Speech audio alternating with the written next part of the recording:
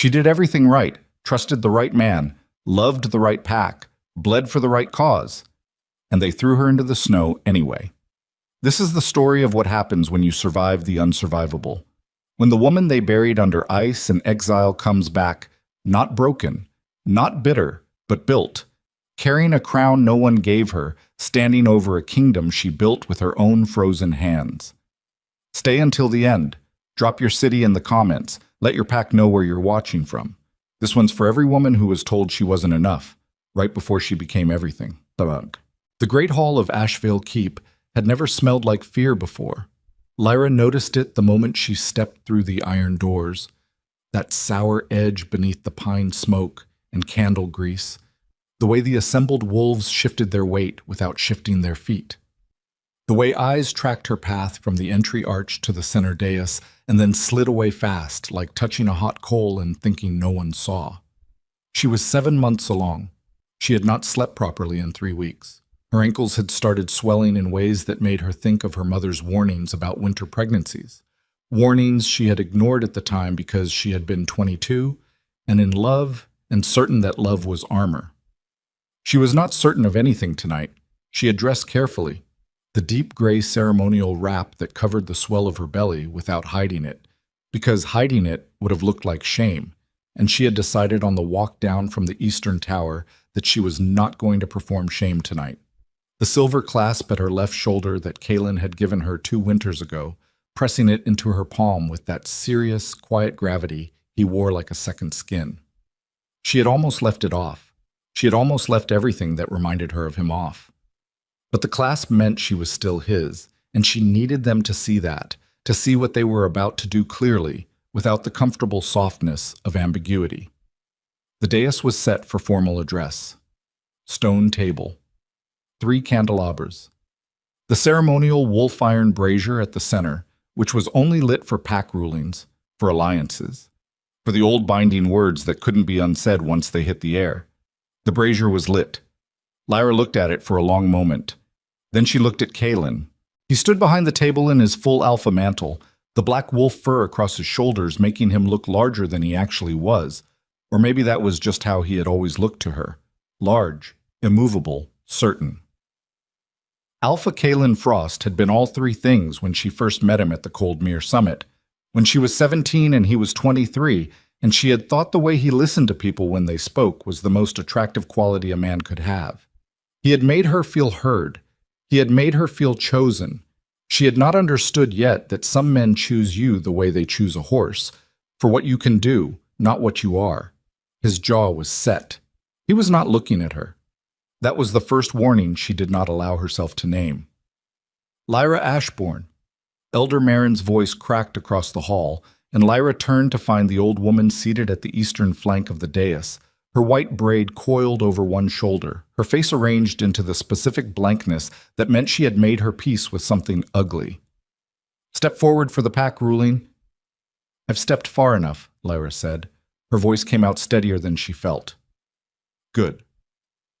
Murmuring spread through the gathered wolves, 50, 60, the senior pack members and the sub-alphas from the 3 outer territories, all of them called here on 3 days' notice for what the summons had called an emergency succession matter.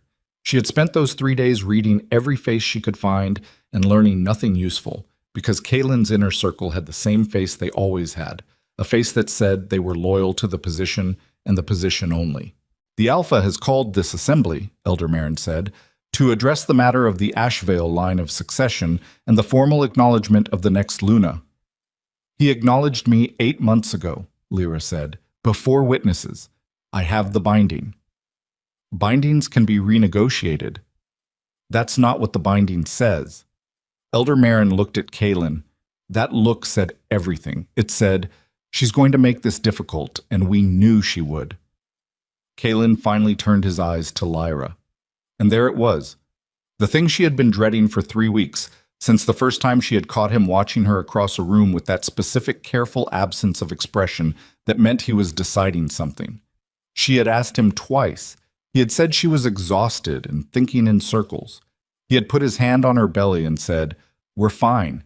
And she had let herself believe it because she needed to believe it, because the alternative was something she couldn't stand up under. The alternative was standing in this hall, 7 months pregnant, while the man who had put that child in her body tried to get a room full of wolves to watch him throw her away. Lyra. His voice was low. Careful. It was his management voice, the one he used when he thought someone needed to be handled rather than answered. She had always hated it when he used it on other people. She had been too in love to realize it would eventually get used on her.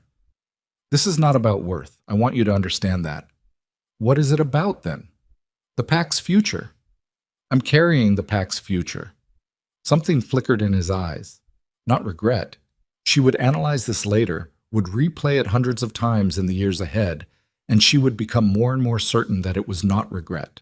It was calculation, and there was something worse about that, something that made her stomach clench in a way that had nothing to do with the baby.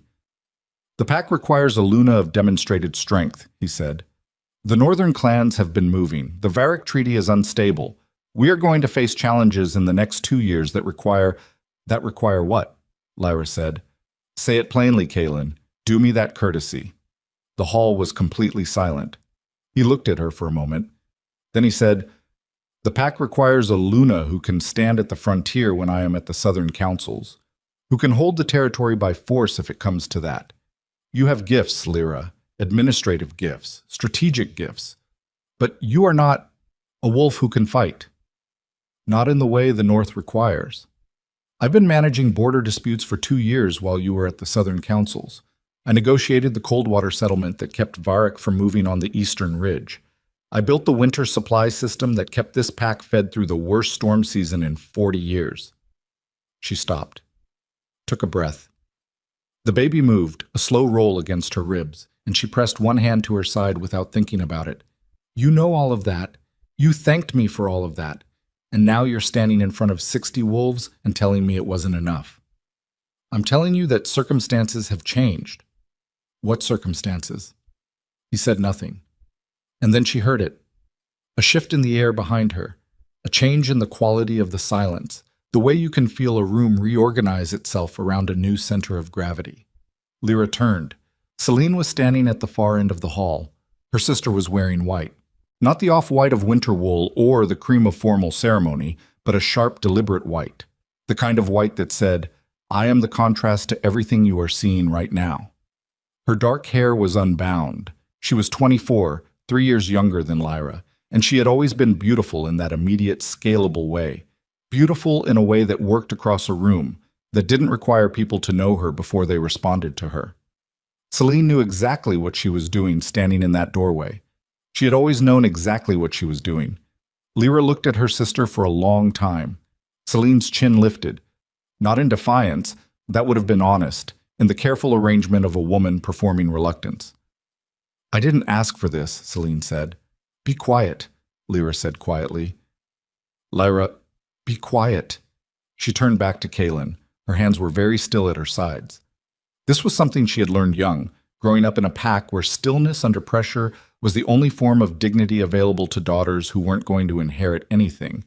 If you let your hands shake, they knew they had you. How long? Kaelin's jaw moved. There's nothing. How long have you been planning this? It isn't planned, it's Kaelin. She said his name like a door closing. I have lived beside you for 4 years. I can tell when you're managing a situation and when you're having one. You've been managing this. You've been managing me. For how long? The silence stretched out long enough to count. 3 months, he said. Something cracked inside her chest. Not broke. She would not let it break. Not here, not with 60 pairs of eyes measuring every inch of her face for something to talk about later. Cracked, like the first fracture in river ice, there but not yet through. 3 months, she said, while I was carrying your child. You spent 3 months planning how to replace me. I spent 3 months trying to find another way. And you didn't find one. The pack, don't. Her voice came out sharp, sharper than she intended, and she saw him flinch slightly, which she stored without letting it show on her face. Don't tell me about the pack. I've given 4 years to this pack. I gave it summers and winters and every administrative crisis you didn't have time for, and I gave it this child, and you do not get to hide behind it right now. Elder Marin cleared her throat. The pack ruling will proceed. Alpha Frost has invoked succession rights under the old law. The old law requires cause, Lyra said. Cause has been found. Name it. Another silence. Lyra watched Marin's face and understood, in a rush that was almost physical, that the old woman had been waiting for this moment, had perhaps even been working toward it, had her own reasons she was not going to name tonight. It has come to the pack's attention, Marin said carefully, that the pregnancy was not an accident. Lyra stared at her. That it was used strategically, Marin continued, to secure a position that Alpha Frost was reconsidering. That the timing— I'm going to stop you, Lyra said. Her voice had gone very quiet. I'm going to stop you right there, Elder, because you are standing in this hall, in front of this pack, accusing me of— what? Trapping him. Is that the word you're going toward? Marin said nothing. I want the word, Lyra said. I want the actual word. The accusation, Marin said, is manipulation. The word hit the room like a stone hitting still water. Lyra heard it ripple. The small movements, the breath shifts, the way people adjusted their stances to accommodate a new reality. This was what they had been called here for. Not to witness a ruling, to witness a verdict that had already been written. The hearing was theater. The outcome was settled. She looked at Kalen. He was looking at the middle distance, somewhere over her left shoulder. Look at me, she said. He looked at her. Is that what you believe? She said. That I did this on purpose, to trap you. Something moved across his face. She spent a long time later trying to name it and never quite managed. Shame, maybe, but shame requires a certain kind of person, a person who can feel the weight of what they've done without making it about their own discomfort. And she was no longer certain Kalen was that kind of person. I believe, he said slowly, that you wanted to secure your position. I believe that in wanting it badly enough, you chose the wrong moment. Made choices. My moon cycle, she said. You're standing there telling 60 people that I manipulated my moon cycle. Lyra, say it out loud, Kalen. If you're going to do this, you say it where everyone can hear. His jaw set. I'm saying that the timing was my body, she said. The timing was us, in your chambers after the Coldwater Treaty. When you told me you'd never felt so sure of anything in your life, that is what the timing was. She stopped, pressed her hand to her side again because the baby had gone still in the way that sometimes happened when her own stress spiked, and she needed a second to feel that small heartbeat flutter before she could continue. You said you'd never been so sure of anything. His face didn't change. That was the answer. Pack ruling will proceed, Marin said. Alpha Frost, state the formal declaration. Lyra watched Kalen reach for the old words, the ones carved into wolf iron tradition before her grandmother's grandmother was born. She had studied pack law for 4 years. She knew exactly what those words would mean once they left his mouth, what she would lose, what her child would lose, how completely and permanently the world she had built inside this pack would cease to exist. She watched him take a breath. Lyra Ashbourne, he said, by the authority of the Alpha bloodline and the gathered witness of this pack, I release you from the bond of lunar right and from all claims of succession within Asheville territory. A pause. Effective at the close of this assembly. The words landed. Every wolf in the room heard them settle. Elder Marin said, Let it be witnessed. And 60 voices responded, some strong and some reluctant, and some so small they were almost not voices at all. Witnessed. Lyra stood in the center of it and breathed. She was aware of a strange clarity, the way severe cold sometimes produces clarity. When the temperature drops past a certain point, the air becomes so still and so sharp that you can see things at distances you normally couldn't. She was aware of every face in the room and what it was doing, aware of the exact angle of Celine's lowered eyes, and the way her sister's hands were folded in that practiced posture of reluctance that looked nothing like actual reluctance when you knew what actual reluctance looked like. She was aware of Elder Marin's straight spine and the small satisfaction it was working hard not to display. She was aware of Kalen's hands, flat on the wolf iron table, and the white of his knuckles. She was aware of her child, still and listening inside her, the way children sometimes seem to understand before they have words for understanding. Is that everything? Lyra said. There is the matter of... Marin glanced at a written document, which told Lyra the rest of this had been scripted too. Assets and territory claims. The Ashvale binding entitled you to the eastern residence and a quarterly stipend through the... Keep it. Lyra. That was Kaylin. I said keep it. She turned to look at Celine directly. Her sister met her eyes this time, and Lyra saw something move there. Not quite guilt, but something adjacent to it. Something that knew what it had done and had already built the story that made it justified. Lyra had grown up with Celine. She knew that look. Celine had been building that story for a long time. Celine. Lyra, do you love him? Celine blinked. This was not the question she had prepared for. Do you love him? Lyra said again. Not the position. Not what it gives you, him. Do you love him? Her sister's mouth opened and closed. That's what I thought, Lyra said. She turned and walked back toward the iron doors. Nobody stopped her. She had not expected anyone to stop her. This was the part she had prepared for on the walk down from the Eastern Tower, when she had understood that dignity was going to be the only thing she got to keep, and she had better hold on to it with both hands. She walked out of the great hall of Ashvale Keep with her hand pressed to her side and her back straight and 60 pairs of wolf eyes tracking her path, and she did not look back.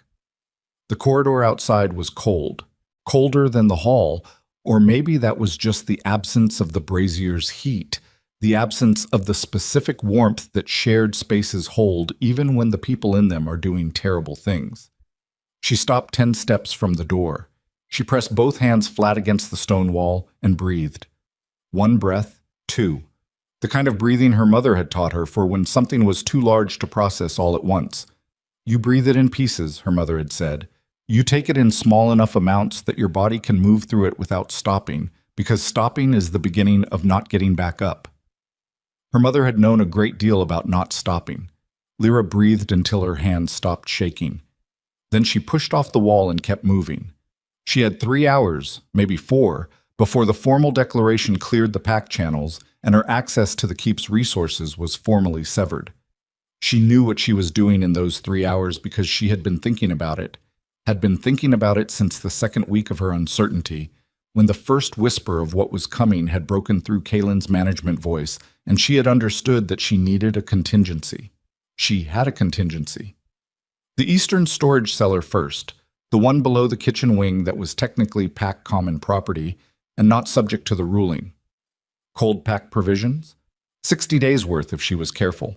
The travel oilskins on the second shelf, the map case her father had left her, which she had transferred to the cellar 3 weeks ago, because she was her mother's daughter, and her mother had taught her that you keep your important things where they'll still be yours if everything else stops being yours.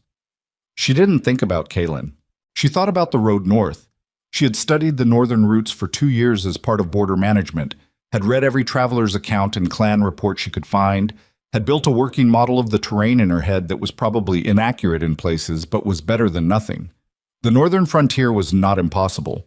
It was merely hard and cold and full of people who had given up on the southern pack system for their own reasons. She had reasons now. The thought that entered her head, unbidden, as she rounded the corner toward the kitchen corridor. I am going to make something out of this.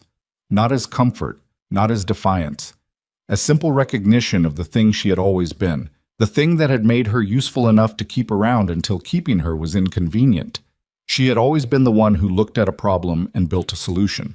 This was a problem. She would build a solution. The baby moved again, a strong kick against her right side this time, and she exhaled with the small, involuntary sound that kicks always drew out of her, somewhere between wince and laugh. I know, she said quietly, to the corridor and the child both. I know. We're moving. She did not tell anyone she was leaving. She did not leave a message for Kaylin. She did not say goodbye to Celine. She took her provisions and her maps and the 2 sets of winter weight clothes she had packed into a travel roll 2 weeks ago, and she walked out of Ashvale Keep service gate at the 3rd bell of evening, into the snow that had begun while she was in the great hall, light and steady and already covering her footprints behind her as she made them. She was 7 months, 10 days pregnant, wearing double-layered oilskins carrying 40 pounds on her back, and heading north into the worst winter the territory had seen in 12 years. She walked. She did not think about whether this was survivable. She thought about the map.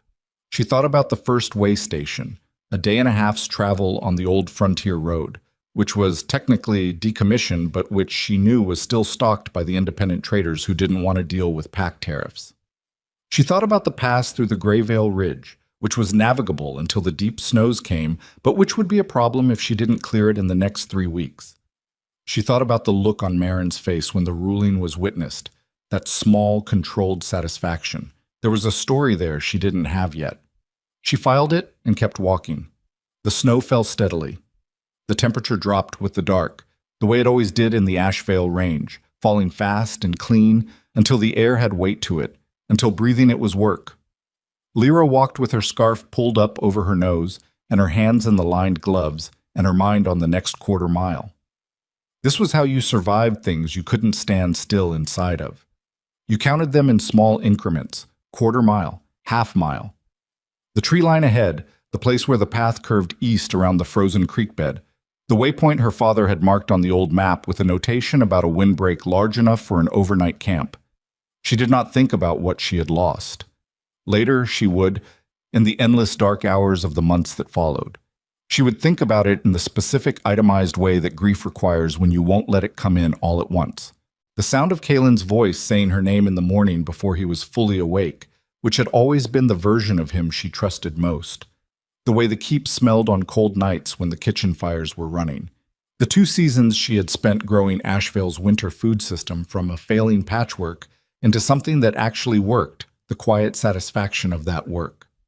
The life she had been building, piece by piece, with the conviction of someone who believes that if you build well enough, the thing you've built will protect you. She would think about all of it, not tonight. Tonight was for the road. By the time the keep's lights had reduced themselves to a faint warm smear behind her in the dark, she had settled into the rhythm that long travel on bad terrain requires. Not the rhythm of speed, because speed was gone and would not come back until spring, and probably not even then, but the rhythm of endurance, of placing one foot in front of the next with precisely enough care and precisely enough pace to cover ground without spending what she couldn't afford to spend. Her feet knew this rhythm. Her body knew it. Whatever came from her mother's side of the blood that had never quite fit into Ashevale's pack customs, the stubbornness, the physical reserves, the way she recovered from pain faster than anyone expected, that side was coming online now, and she was grateful for it in the wordless way you're grateful for a coat you've had for years and always taken for granted. She made the tree line before midnight. She found the windbreak her father had noted, and she set her camp there, efficient and practiced. Oilskin lean-to against the largest trunk, provision bundle as back padding, the compressed fire block from the cellar that would burn 4 hours without smoke and without any visible light for more than 30 feet out. She ate methodically. She hydrated. She lay down with her back against the provision bundle and her hands folded over the rise of her belly, and she closed her eyes. The baby moved. Small and rhythmic, the repetitive motion that she had learned meant settling rather than distress. She matched her breathing to it. Tomorrow, 6 miles to the way station if the road held. The following day, the question of Grayvale Pass, which would determine everything else. For now, sleep. She slept. She woke at gray dawn to the sound of hooves. She was on her feet before the sound had fully registered, years of pack training overriding the heaviness of sleep and cold and pregnancy, her body already calculating before her mind had fully assembled itself. She pressed herself against the trunk at the far side of the windbreak and waited, her breathing controlled and shallow. 3 riders, coming from the south on the frontier road, which should have meant traders but was the wrong hour for traders, and the hoofbeats were too even, too deliberate for the loose pace of commercial travel. She recognized the lead horse. She recognized the lead rider. Corey Ashwell, Kaylin's second, a compact, efficient man with no opinions of his own that Lyra had ever been able to locate. A man who functioned as an extension of his alpha's will with the uncomplicated reliability of a well-maintained tool. He was wearing the black traveling mantle that Kaylin's inner circle wore for official pack business. Beside him, Two of the boundary wolves, young, built for distance running, the kind of wolves you sent when you needed to cover territory fast. They were not following her tracks. Her tracks were buried under 6 inches of overnight snow. They were moving on assumption, heading north, same as she was, because there was nowhere else to go and they knew how she thought. Or someone in the keep knew about the way station, knew her father's map. Lyra did not breathe. Corey pulled up 20 feet from her position. He was scanning the tree line with the specific attention of a man who expects to find what he's looking for. "She's ahead of us," he said to the riders behind him. The snow covered her trail, but she left the service gate at third bell. 6 hours ahead. If she pushed, she could make Grayveal. Why does the alpha want her back? The younger of the two wolves, a question that was half genuine and half the particular discomfort of being sent on an errand you don't fully understand. The ruling was clear. Corey's expression didn't change. The alpha doesn't want her back. A pause. He wants to make sure she clears the territory, Corey said. He wants to make sure she understands that the ruling was permanent, that there's no appeal process she can invoke, that coming back... He stopped, chose his words with the precision of a man relaying a script, that coming back would be treated as a territorial violation. Lyra stood very still in the shadow of the windbreak and heard that, made sure she understood there was no coming back, not a rescue, a warning, a guarantee delivered by force of 3 trained wolves on fresh horses that the exit was one-directional. He wasn't worried about her. He was closing the door, making sure there was no possibility, even in the unlikely event that she survived, that she could return and make a legal claim, invoke the pack right of a mother, use the child as leverage. He was sending 3 men into the winter to ensure that the woman he had just cast out understood, with the full weight of pack authority, that she had no more wolves behind her. The younger rider said, "And if she won't receive the message?" Corey looked at the tree line for a long moment. "The alpha said she's resourceful," he said. "He said she'll likely survive the first month regardless. He said if she's going to be a problem, it's better to know it now than after she's had time to..." He stopped again. "Just make sure she receives the message." Lyra watched them ride on, north, following the road she had intended to follow, riding toward the way station she had been planning to reach. She stood in the shadow of the windbreak for a very long time. 7 months, 10 days pregnant, 40 pounds on her back. Enough provisions for 60 days if she was careful. Winter deepening into the territory ahead. 3 trained wolves on horses between her and the only road north, carrying a message that she was beginning to understand was not just a warning, it was an evaluation. He thought she would survive a month. He thought she was a problem if she survived longer. She pressed her hands flat against her belly and felt the small, distinct motion of the life inside her, present and stubborn, and entirely indifferent to the calculation being run about whether she was worth worrying about. And standing in the frozen dark at the edge of everything she had been discarded from, Lyra Ashbourne made the first decision that would eventually change the shape of the entire northern world. She stepped off the road, the ridge trail, the one no trader used because it added 2 days and climbed into territory that wasn't mapped past the first switchback, territory that only the very desperate or the very stupid tried in winter. She had read the accounts. She had read every account. There was a gap in the Grayveal rock face, seasonal, unreliable, passable in the right conditions, and lethal in the wrong ones. She was 7 months pregnant and heading into unmapped territory in the middle of the worst winter in 12 years, and the 3 men sent to watch her go were about to arrive at a way station with no sign of her. Kaylin thought she might survive a month. She was going to survive considerably longer than that, but first she had to survive the ridge. She pulled her scarf up. She adjusted her pack. She breathed 3 careful breaths into the frozen air, watched them dissolve into nothing, and then she put her foot on the first switchback. She was halfway up the second rise when she heard, below and behind her, the sound of horses stopping. The sound of Corey Ashwell's voice, distant and then gone, absorbed by snow and distance and the increasing silence of the high places. She did not look back. She looked up, at the place where the ridge crested against a sky that was just beginning to lighten, gray going to the faintest edge of silver. Somewhere beyond that crest, in a territory no one from Asheville had properly mapped, She was going to build something. She didn't know yet what it would be. She would know when she got there. She climbed. 300 feet above her, where the gray veil rock face split into the narrow, unmarked gap she was heading for, snow was shifting in the way that meant the wind had changed, which meant the pass was still open, but not for long.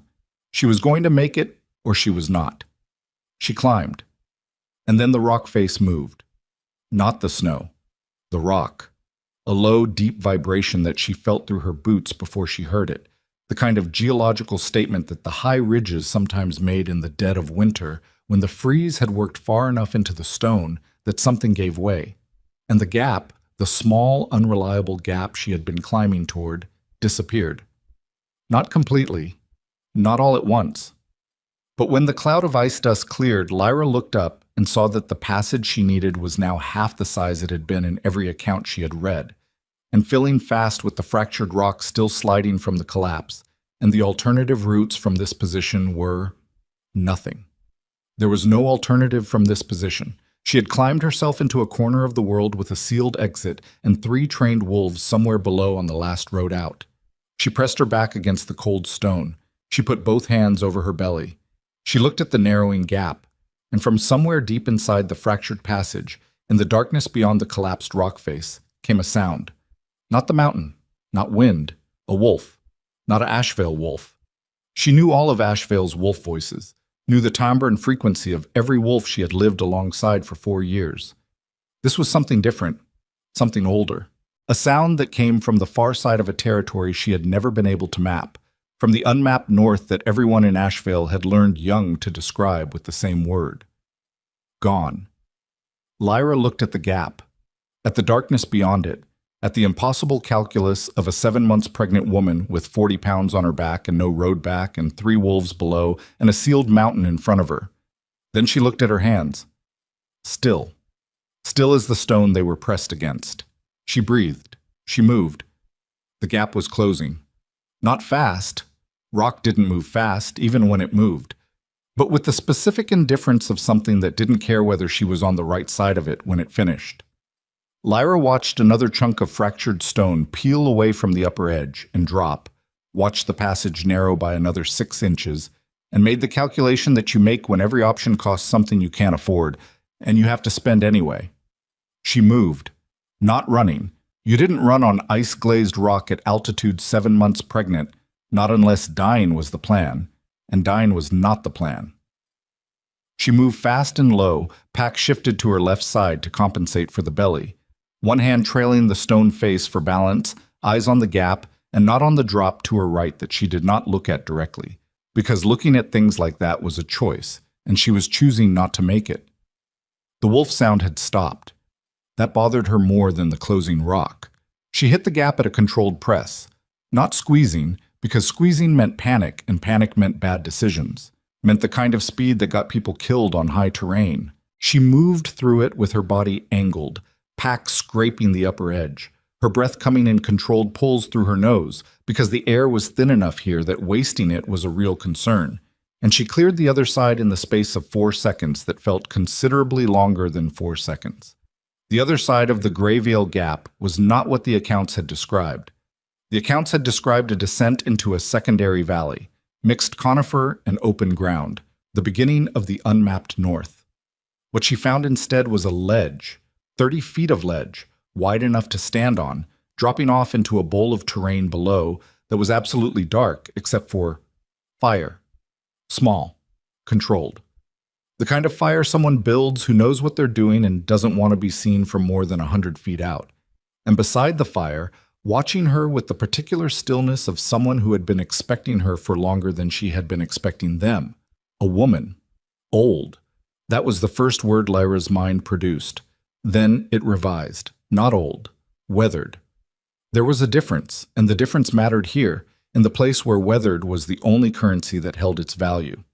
The woman had white hair cropped close to her skull, dark skin that had been worked on by decades of northern wind, and eyes that caught the firelight in the way eyes caught firelight when they'd been watching things from distances for a very long time. She was wearing furs that didn't match anything Lyra recognized from the pack system territories, cut differently, layered differently, the practical geometry of someone who had assembled warmth from experience rather than from a supply line. She was not surprised to see Lyra. "Sit down before you fall down," the woman said. Lyra's legs, which had been carrying her on adrenaline and sheer will for approximately 6 hours, registered the word sit and had opinions about it. She sat, not gracefully. She lowered herself to the ledge stone with the specific inelegance of someone who has asked their body for more than it had and is now receiving the bill, and she put her back against the rock face and her hands on her knees and breathed. The woman across the fire watched her the way you watch a fire, steadily, without urgency, with the attention of someone who has nowhere more important to be. "You're from the keep," the woman said. "Was," Lyra said. A pause. "Pack ruling?" "Last night." The woman made a sound that wasn't quite acknowledgement and wasn't quite dismissal. "And you came north through the Greyvale Gap in a night storm 7 months along." "The road was closed." "The road was closed," the woman repeated with a flatness that might have been humor or might have been something else. "What's your name?" "Lyra." "Voss," the woman said. "Sit longer. You're not done shaking yet." Lyra had not been aware she was shaking. She looked at her hands and found that Voss was correct. She sat longer. The fire was small but precise, placed against a natural windbreak in the ledge rock, burning material that gave almost no smoke, hot enough to matter without being large enough to broadcast. Whoever Voss was, she knew fire. She knew terrain. She had chosen this specific ledge at this specific time, with the fire at this specific size, and Lyra wanted to know why, but wanted to be warm first. The baby kicked. Strong. The kind of kick that sometimes meant distress and sometimes just meant crowded, and Lyra pressed her palm to the spot and waited for the follow-up movement that would tell her which one it was. Slow roll. Settling. Fine. They were fine. "First one?" Voss said. "Yes." "Kicking strong." "Always." "Good." Voss fed a precise piece of fuel into the fire. "Means it's not scared yet. Picks that up from the mother. You're not scared." "I'm very scared," Lyra said. "No." Voss looked at her directly, for the first time since she'd sat down. "Scared stops. You haven't stopped." Lyra had no answer for that. She ate from her provisions, methodically, because eating was required and her body had been asking for it for the last 2 hours. Voss didn't offer food or ask about the provisions, which meant she either had her own or was testing something. After a while, Lyra said, "You were expecting someone to come through the gap." "I was expecting you specifically." "You don't know me." "I know Ashevale cast someone out last night," Voss said. "I know the only person who'd hit Greyville in this weather instead of the road is someone who had a reason to avoid the road. And I know the gap hasn't been passable since the storm before last, which means whoever came through it either got lucky or knew exactly how much time they had." Lyra looked at her. "Which was it?" Voss said. "Knew the time," Lyra said. "The rock face fracture pattern. The accounts describe it as a cold contraction collapse. It closes from the outside edge first. I had a window." "How long a window?" "About 40 seconds. Voss was quiet for a moment. "You read accounts of a gap you'd never used, in a storm, at altitude, pregnant, and decided you had 40 seconds. 38, actually." Something shifted in Voss's face. Not quite a smile, more like the expression of someone recalibrating. "Who are you?" Voss said, and this time it wasn't a question about her name. "I was the Luna designate of Ashevale Pack," Lyra said. "Before last night, I managed their border systems, their winter supply lines, and the Coldwater territorial negotiation. I have a working knowledge of every pack claimed territory between the Ashevale Range and the Greyvale Ridge." She paused. "North of the ridge, I have accounts and inference. And you think that's enough to survive up here?" "I think it's more than most people have when they arrive." Voss looked at her for a long time. "The North doesn't care what you know," she said finally. "It only cares what you do with it when the knowing runs out." "I'm aware." "Are you?" "I came through the gap," Lyra said. "Ask me again in spring." The fire popped. Somewhere below the ledge, in the dark bowl of the valley, something moved. Lyra caught it in her peripheral vision, a shift in the dark that was bigger than wind. Wolves. Not one. Several. Moving at the edge of the firelight's reach in the specific way that said, "We know you're there, and we want you to know we know." Lyra did not reach for anything. She had nothing to reach for that would matter against several wolves in their territory, and reaching would have said something about her she didn't want said. She watched them without turning her head directly toward them. "Yours?" she said. "No one's," Voss said. "They're Mirakai, the Valley Pack." A pause. "They've been watching the gap since the collapse, waiting to see what came through." "What do they usually find?" "Deserters, criminals, people the Southern packs throw away." Voss's voice was even. "They're not friendly to Asheville cast-offs." "I'm not an Asheville cast-off," Lyra said. "I'm someone who left." "That's a distinction you'll have to make yourself, since I can't make it for you." One of the wolves stepped into the edge of the firelight. He was large, larger than the Asheville boundary wolves, built heavier through the chest in the way northern wolves sometimes built when they spent generations at altitude. Shifted, standing at the boundary of light and dark with his arms crossed, and his eyes on Lyra with a quality of attention that was not hostile and was not friendly, and was not anything she had a clean word for. Dark hair, jaw that had a healed break in it from the angle it sat, the kind of break that hadn't been set properly, or had been set by someone who didn't particularly care whether it sat right. He was wearing the northern cut layered furs. He was maybe 30, give or take the years that hard living added and subtracted unpredictably. He looked at her belly, then her face, then the pack behind her. "Asheville," he said. It wasn't a question. "Was," Lyra said, same word she'd used with Voss. "Why?" "Pack ruling." His jaw moved. "What cause?" "Manipulation," she said the word flatly. "Specifically, the accusation that I trapped the alpha with a pregnancy to secure my position." The man looked at her for a moment, then he looked at Voss. Voss said nothing. He looked back at Lyra. "And did you?" "No." "That's what someone who did would say." "It's also what someone who didn't would say," Lyra said. "You don't have enough information to determine which one I am. Neither do I have enough information to determine whether your pack is one I want to be asking me questions. We're both working with incomplete data." Something shifted in his face. Fast, controlled, gone. "Ren," he said. "Lyra." A pause. "You can't stay on the ledge," he said. "Temperature's going to drop another 15 degrees before morning." "I know." "The valley has a way camp for passage wolves, people moving through." "I'm not moving through," Lyra said. "I'm stopping." Ren looked at her. "Temporarily," she added, "until I know what's north of the valley." "You're stopping," he said slowly, "in Mirakai territory, with no pack affiliation, no passage rights, no sponsorship." He looked at the gap above her, at the closed rock face. "And no way back." "Yes. And you'd like the way camp." "I'd like to know the terms," she said, "for the way camp, and for whatever conversation happens after it." Ren was quiet for a moment. "You negotiate like someone who thinks they have leverage," he said. "I do have leverage," Lyra said.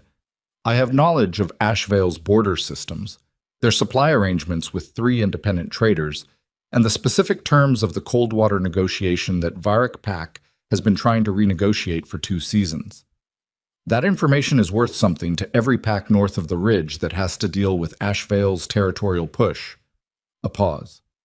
"And I have a working model of the Northern Valley terrain built from accounts and topographic reports that is probably 40% inaccurate, which means I need local knowledge to correct it, which means I need to be somewhere long enough to get it." Ren looked at Voss again. This time Voss shrugged one shoulder. The shrug of someone who is not going to make this decision for someone else, but is not entirely uninvested in the outcome. Ren looked back at Lyra. "Way camp for the night," he said. "In the morning, you talk to the Elder Council.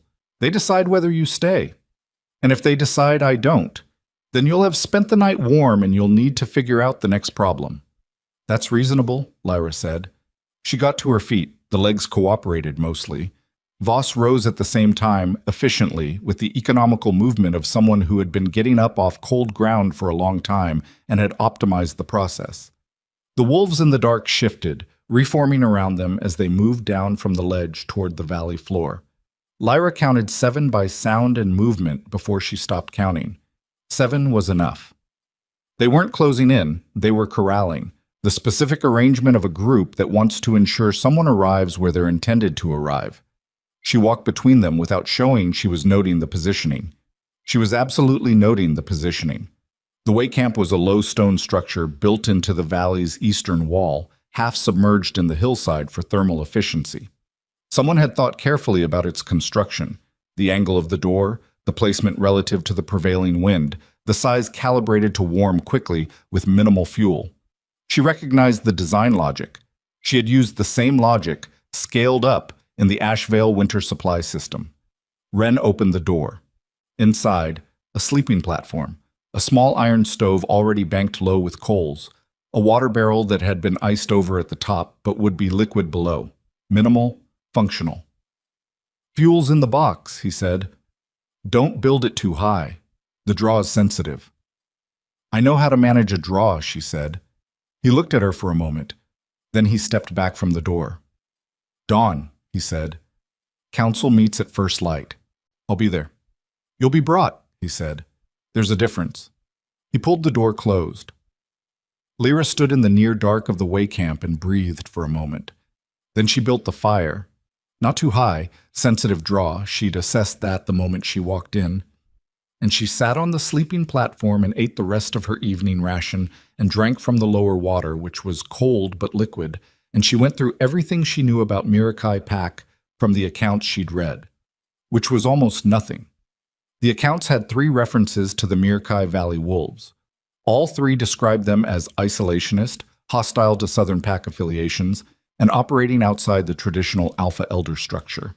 One account, from a trader who had passed through 11 years ago, described them as matriarchal. Another described internal feuding that had lasted generations. None of the accounts described a man like Wren as a representative. She filed this and turned the pieces until they sat right. Wren was not a sub-alpha. His body language didn't have the borrowed authority quality of someone who derived their standing from someone above them. But he wasn't presenting as the primary power either. Something more lateral. Someone the pack used for border encounters because he was effective at them, which told her he'd done this before, which told her Ashvale wasn't the first cast-off to come through the gap. She thought about the Elder Council. She thought about what she had that they might want. She thought about the Ashvale supply arrangements, the trader contacts, the specific pressure points in the Coldwater negotiation that Varric had been probing. She thought about the border system she had built over 2 years, which she knew better than anyone currently employed by Ashvale, and which would deteriorate predictably now that she was gone. She knew exactly how it would deteriorate, in what order, which points would fail first.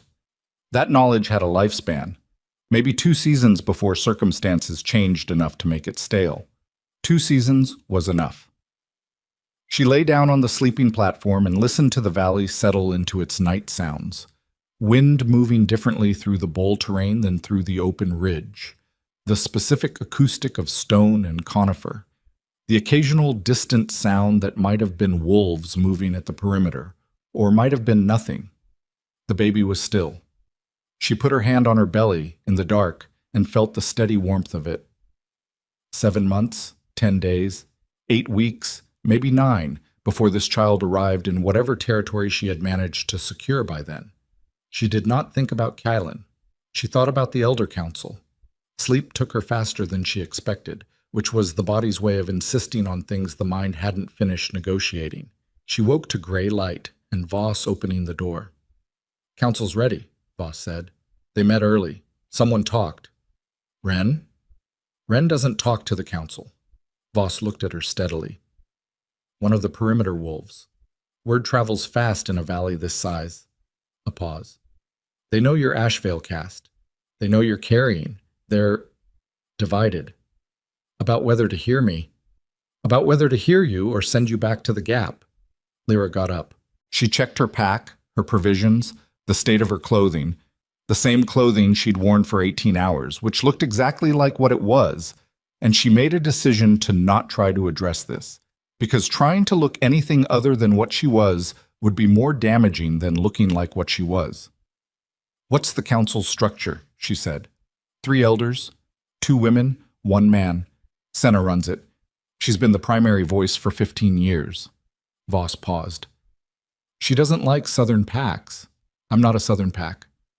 "You came from one." "So did you," Lyra said. "At some point," Voss's expression shifted. "30 years ago," she said finally. "Different pack, different reason. But you stayed. They let me." "Then I need to give them a reason to let me," Lyra said. "Tell me what they need that they don't have."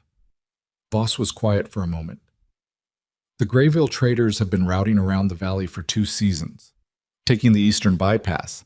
It's adding 4 days to the supply run." "Why?" "Asheville's been claiming the bypass is under their tariff zone. The traders don't want the trouble." "Asheville doesn't have tariff rights on the eastern bypass," Lyra said immediately. "The Coldwater negotiation specifically excluded the bypass from the tariff zone as a concession to Varric. It's in the written terms. I drafted those terms."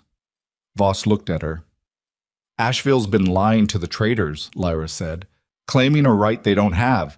If someone pushed back with the actual treaty language—" She stopped.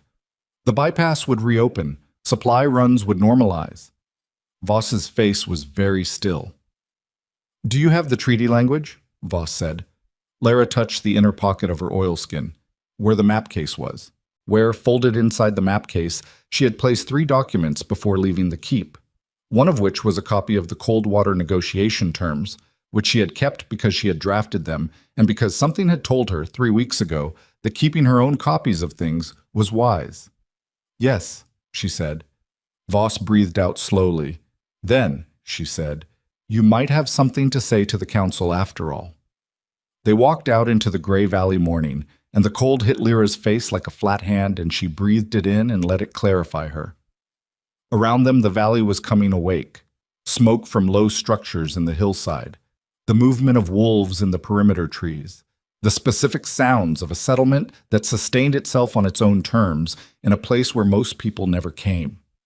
She looked at it with the part of her mind that had spent 2 years building Asheville systems, looked at the thermal structure of the dwellings, the positioning relative to the wind patterns, the supply access, the terrain features, looked at it the way she had always looked at things, not as scenery, but as a problem that had a better solution than the current one.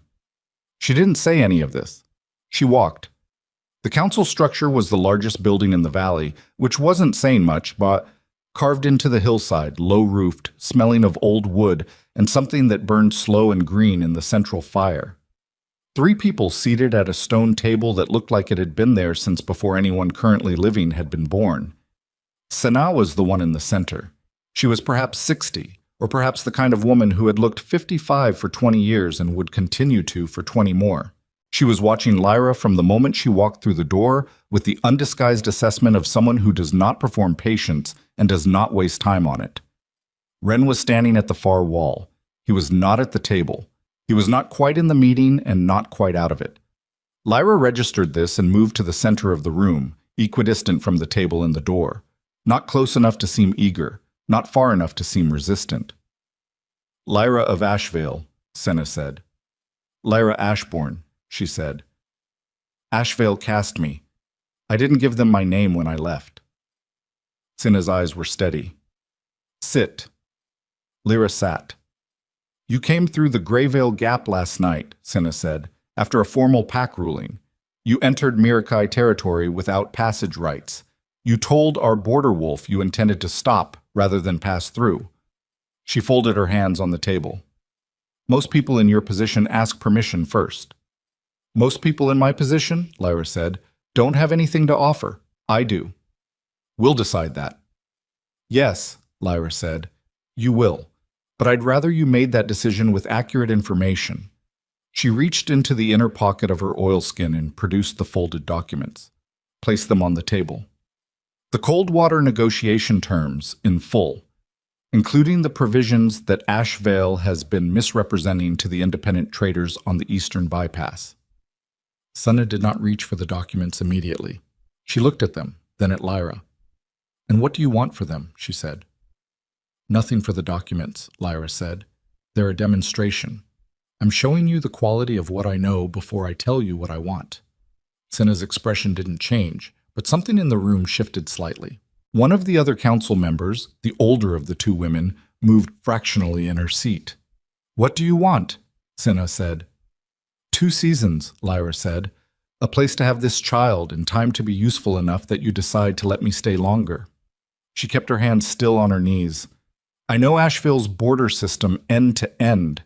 I know the supply chains, the trader relationships, the pressure points in every negotiation they've run for 4 years. I know how they're going to expand and where the edges of that expansion are vulnerable." She paused. "And I know how to build systems. That's what I actually did for Asheville. Not paperwork, not administration. I built the infrastructure that kept them functional. I can do the same thing here. Better, because I know what I'm doing now, and I didn't entirely know when I started there." The council room was very quiet. Wren, at the far wall, was looking at the fire. "You're asking us to take in an Ashevale cast-off and her child," Senna said. "Give you 2 seasons to prove yourself, and in return you'll offer us intelligence on a pack that most of us have been actively avoiding entanglement with."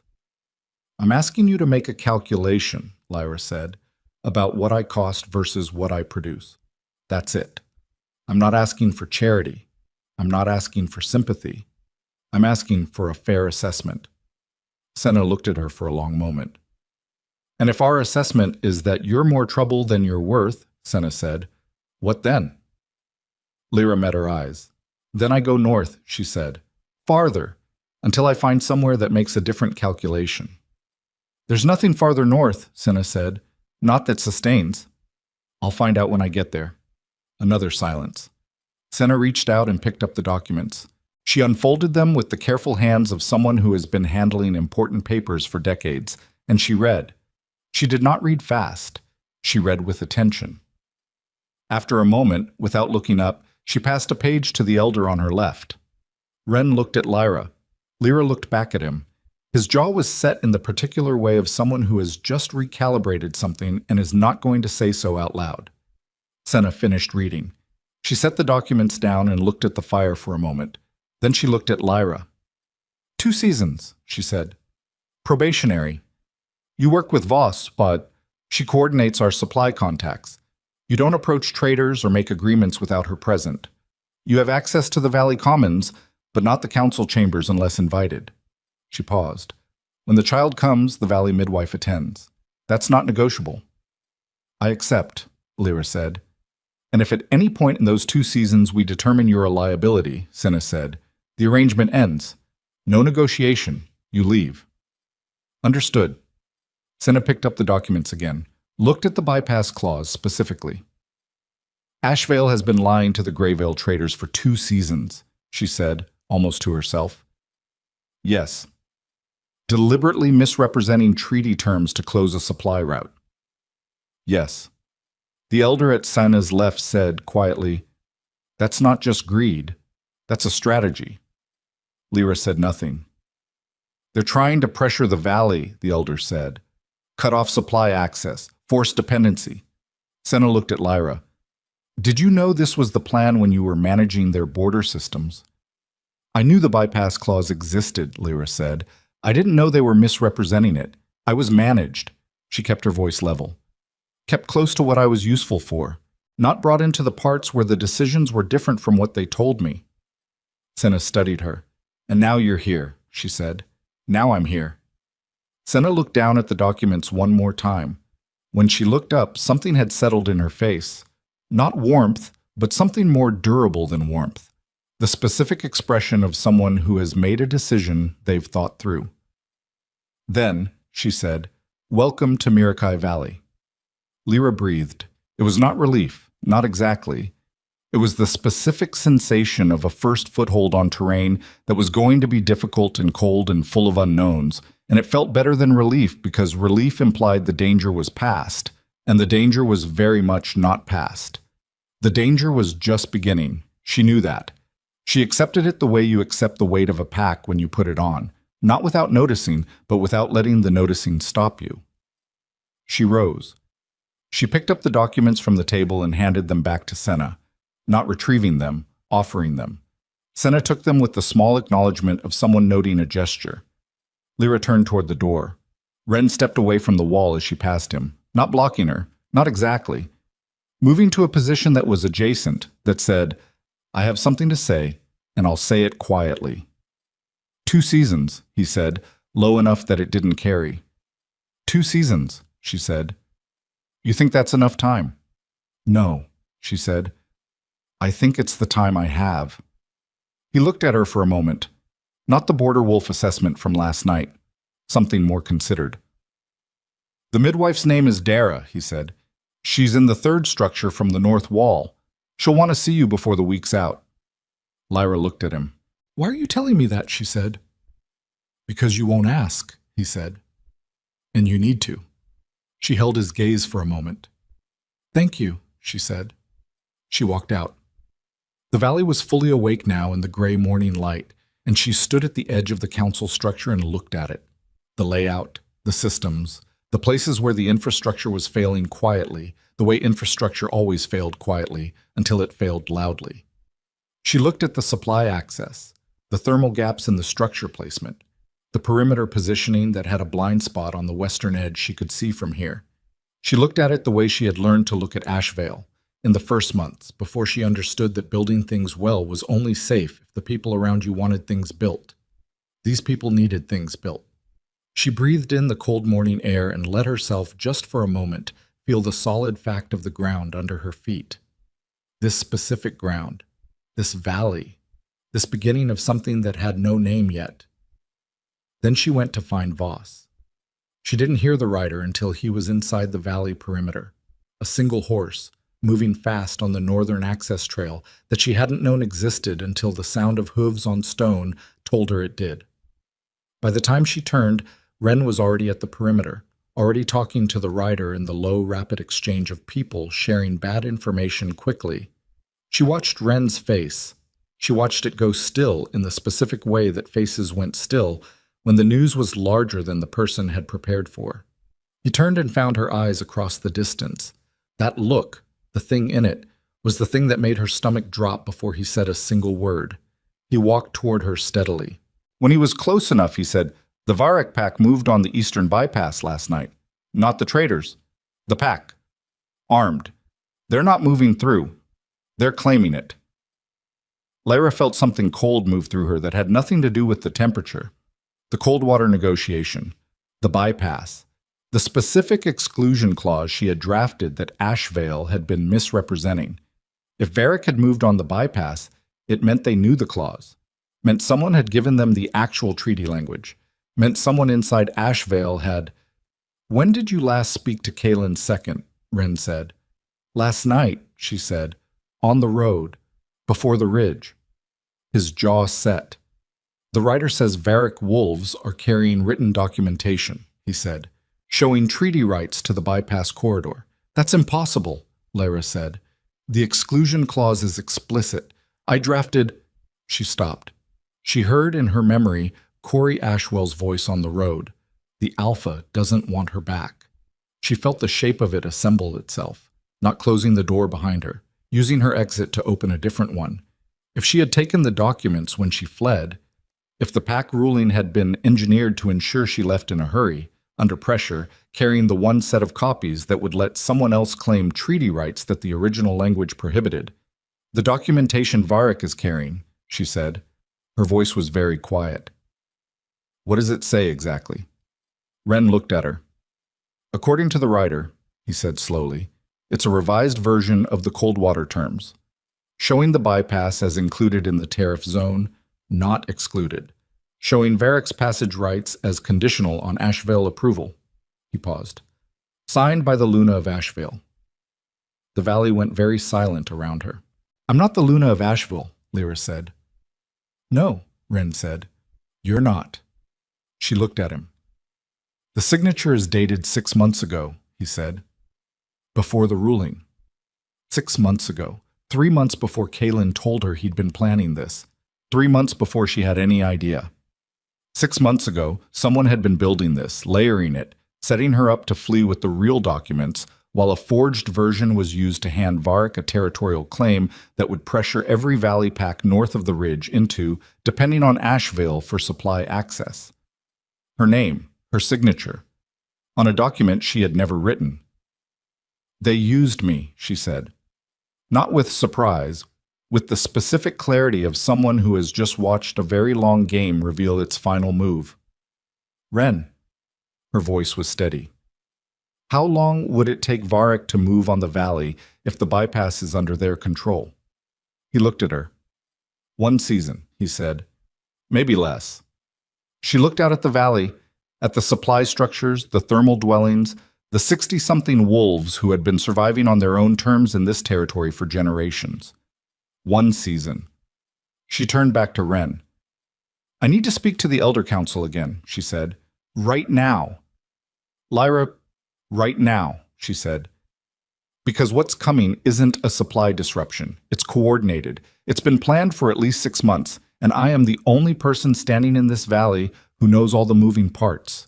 She held his eyes. "Senna needs to hear this before she hears it from someone else." Ren looked at her for a long moment. That same recalibrating look, the one he'd worn in the council chamber. "You knew something like this was coming," he said. It wasn't an accusation. "I knew something was wrong," she said. "I didn't know the shape of it until right now." She paused. "I don't think Kaylin built this.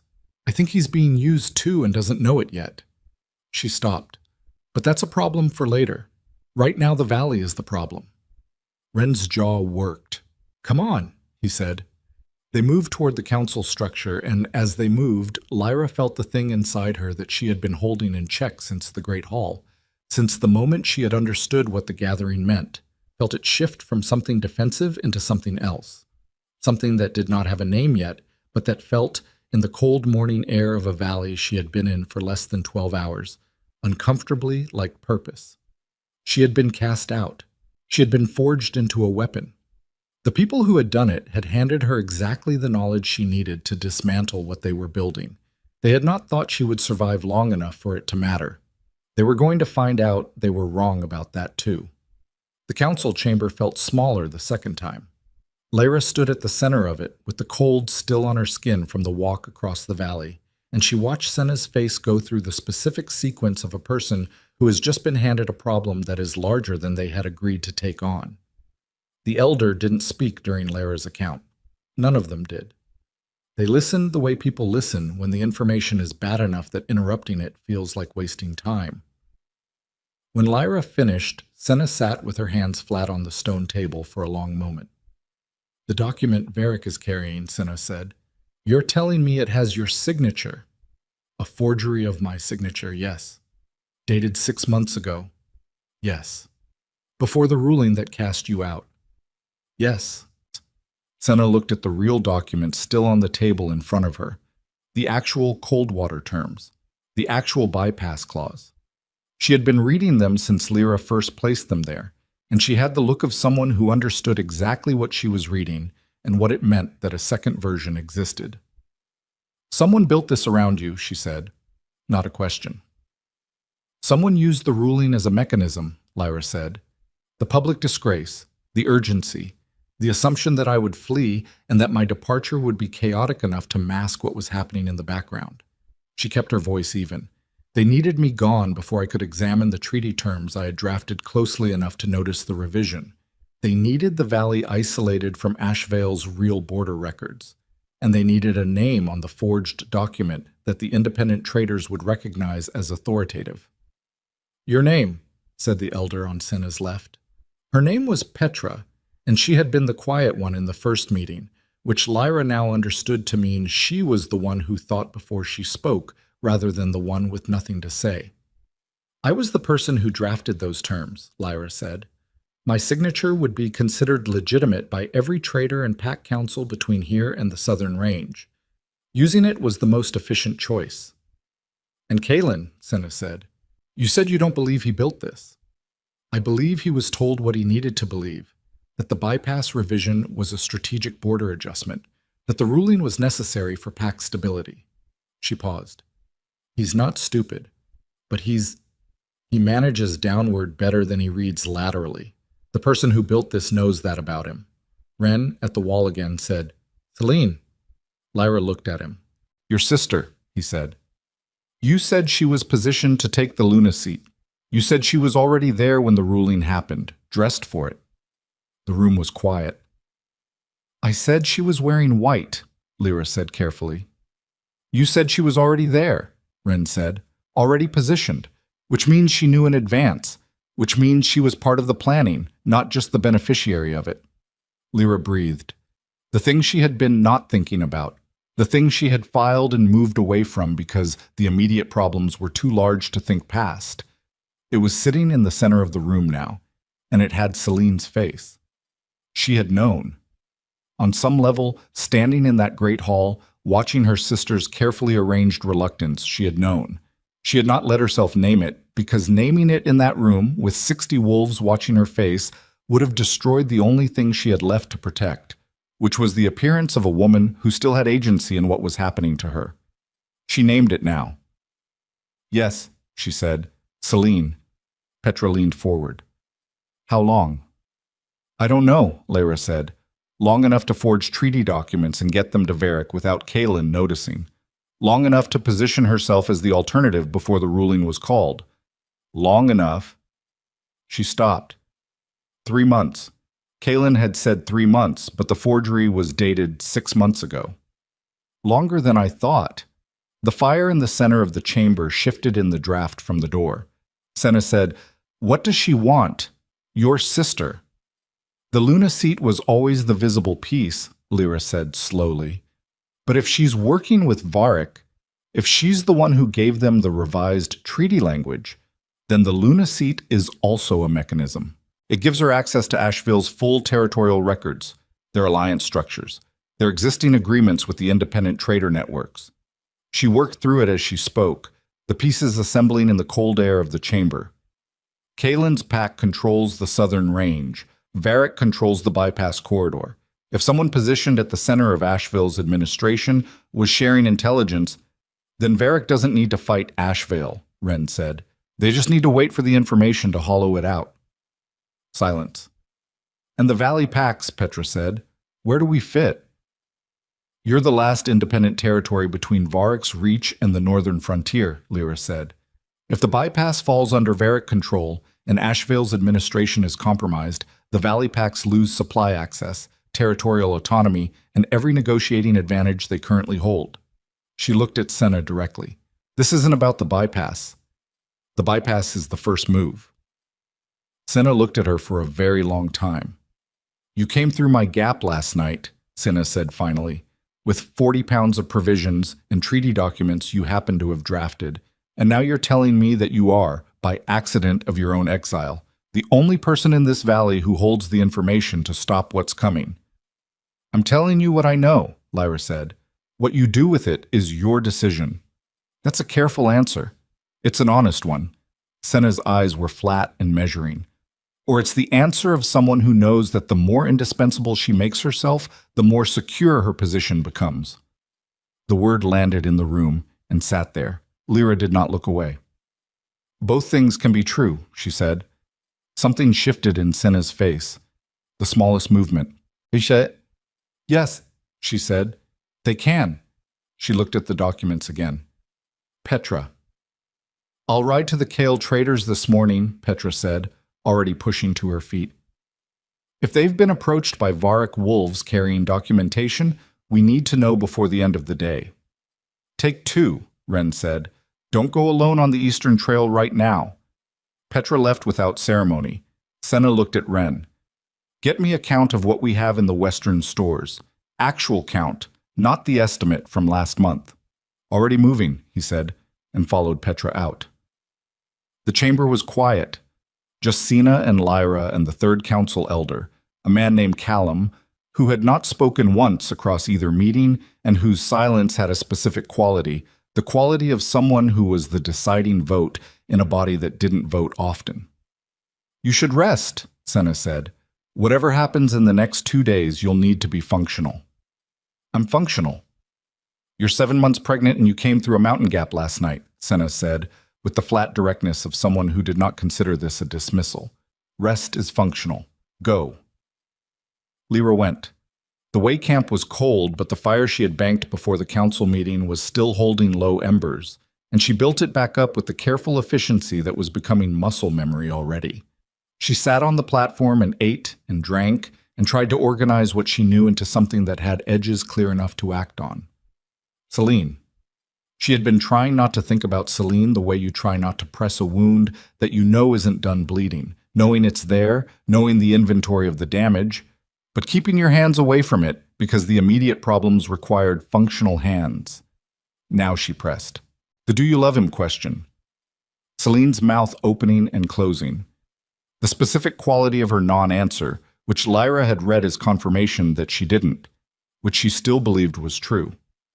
Celine had never been a person who loved things simply, who wanted things for their intrinsic value rather than for the position they conferred. She had always been building towards something, even as a child. Lyra had spent years calling it ambition, which was the charitable word, and knowing there was a less charitable word underneath it that she didn't want to use about her own sister. She had protected Celine from her own assessment of Celine for most of their lives. And Celine had used that protection the way you use a tool you didn't build but know works. The baby kicked, high and sharp, the kind of kick that sometimes made her breath catch. "I know," she said. "I know." She lay down and closed her eyes and did not sleep. She was still awake 3 hours later when she heard running, not the measured running of a patrol, the specific urgency of someone who had news and was not managing how they carried it. She was through the way camp door before the runner reached the center of the valley. A young wolf she hadn't met, barely 20, breathing hard and not just from the distance. He found Wren first. She watched them from the way camp doorway, watched Wren's face go through that same stilling process, watched him turn and look across the valley until he found her. He came to her. She met him halfway. "Petra reached the Kyle traders," he said. She didn't have to ask about the documents. The cold settled in her chest. "They already knew," she said. "They've already agreed." He kept his voice steady and low. Varric approached them 8 days ago, showed them the revised terms, offered favorable rates on the bypass if they agreed to reroute all northern supply runs through Varric's corridor instead of the Valley Access Road. 8 days, she said. 8 days. 8 days ago, she had still been in Asheville Keep, managing the eastern supply line, believing she was building something that would last. 8 days ago, the agreement that would cut off this valley's supply access was being signed by traders who had used the Valley Road for 12 years. "Did Petra ask about the document?" she said. "The signature." Wren was quiet for a moment. "She did," he said. "The trader she spoke to, he's been working the northern route for 20 years. He's seen your name on paperwork before." He paused. "He said it looked right. He said the signature looked exactly right." Lyra breathed. Someone had studied her signature long enough to replicate it for a document that looked right to a trader with 20 years of experience. That was not something you did in 3 months. That was not something you did in 6. How long had Celine been watching her write her name? How many years of shared quarters, shared correspondence, shared formal occasions where documentation was signed, and a younger sister was always somewhere nearby, close enough to see, careful enough to remember. She had thought 3 months. She had thought 6. She was beginning to understand the answer was longer than either of those. "Wren." Her voice came out different than she intended, not broken, but with something in it that was closer to an edge than she allowed herself in public, a roughness that came from somewhere below strategy. "How bad is this?" He looked at her with the specific honesty of someone who had decided not to manage people. "The Kale traders are not the only network that uses the Valley Road," he said. "They're the largest. If Varric got to the Kale traders, they went to the others too. It's probable that the rerouting agreement extends across most of the independent supply chain by now." He paused. "The Valley has reserves. 2 seasons, maybe 3 if we're careful. After that, you're dependent on whoever controls the corridor," she said. "Yes." She looked at the sky. Gray, low, the specific gray of weather building. Her mind was doing what it always did under pressure. Not panicking, not shutting down, working. Running the inventory of what she knew and what she didn't, and what the distance between those two things meant for what could actually be done. Celine had built this over years, which meant it was layered, which meant there were pieces Lyra couldn't see yet because she only had her own vantage point and the information she'd carried out with her, which meant she needed more information. "I need to get a message to Asheville," she said. Wren stared at her. "Not to Kaylin," she said. "To someone inside the keep who doesn't know they're inside a plan. Someone who's been watching Celine operate from close range and filing things away without understanding the pattern." She thought. "The head of Kaylin's Eastern correspondence. A man named Harwick. He's been with the pack for 30 years. He documents everything. He doesn't throw away paper." "You want to send a letter into Asheville Pack from the woman they just cast out," Wren said. "I want to send a request for documentation under the Coldwater Treaty's Public Record Clause," she said. "Any signatory to the treaty has the right to request a copy of the original terms for verification. That right doesn't expire with a pack ruling. It's a legal instrument." She looked at him. "I'm still a signatory. I drafted the terms. The ruling removed my Luna designation, not my legal standing on documents I authored." Wren was quiet for a moment. Would Harwick respond? "He's constitutionally incapable of ignoring a formal records request," she said. "He's been the correspondence keeper for 30 years because he believes in documentation the way some people believe in the old codes. He won't understand what he's responding to. He'll just respond because protocol says he has to." Wren's jaw worked. "And when the response comes," he said, "what are you hoping to find?" She looked at him directly. "A discrepancy," she said. "Somewhere in the chain of custody between the original document and the revised version, someone had to handle the original, had to have access to it, had to be in a position to substitute the revised version without triggering review." She paused. "That chain has a weak link, it always does. Because the people who build these things are very careful about covering the end result and much less careful about the middle." Wren looked at her for a long moment. "You're talking about exposing your sister," he said. "I'm talking about stopping what she's building before it finishes," she said. "What happens to her after that is a consequence of what she built. Not something I'm choosing." Something moved across Wren's face. The thing she had been cataloging since the night before. The way he registered what she said, held it, evaluated it without performing evaluation. "Write the letter," he said. "I know a courier who works outside the standard networks. He won't ask about the content." She wrote it in the way camp while the fire burned low, sitting on the platform with the map case as a writing surface. The words precise and formal and entirely stripped of anything that could be read as personal. A formal records request. A citation of treaty clause. A named recipient and an address. Nothing that said, "I know what you did." Nothing that said, "I'm building something against it." She sealed it. She gave it to Wren. She did not ask how long. 3 days passed. She used them the way she had learned to use time under pressure. Not waiting, not managing the waiting, working. She spent the first day with Voss going through the valley's actual supply inventory, which was better than Wren's estimate in some areas and significantly worse in others, and she started mapping the discrepancies with the same methodical attention she had given to Ashevale's winter systems. The work settled something in her that nothing else had settled since the gap.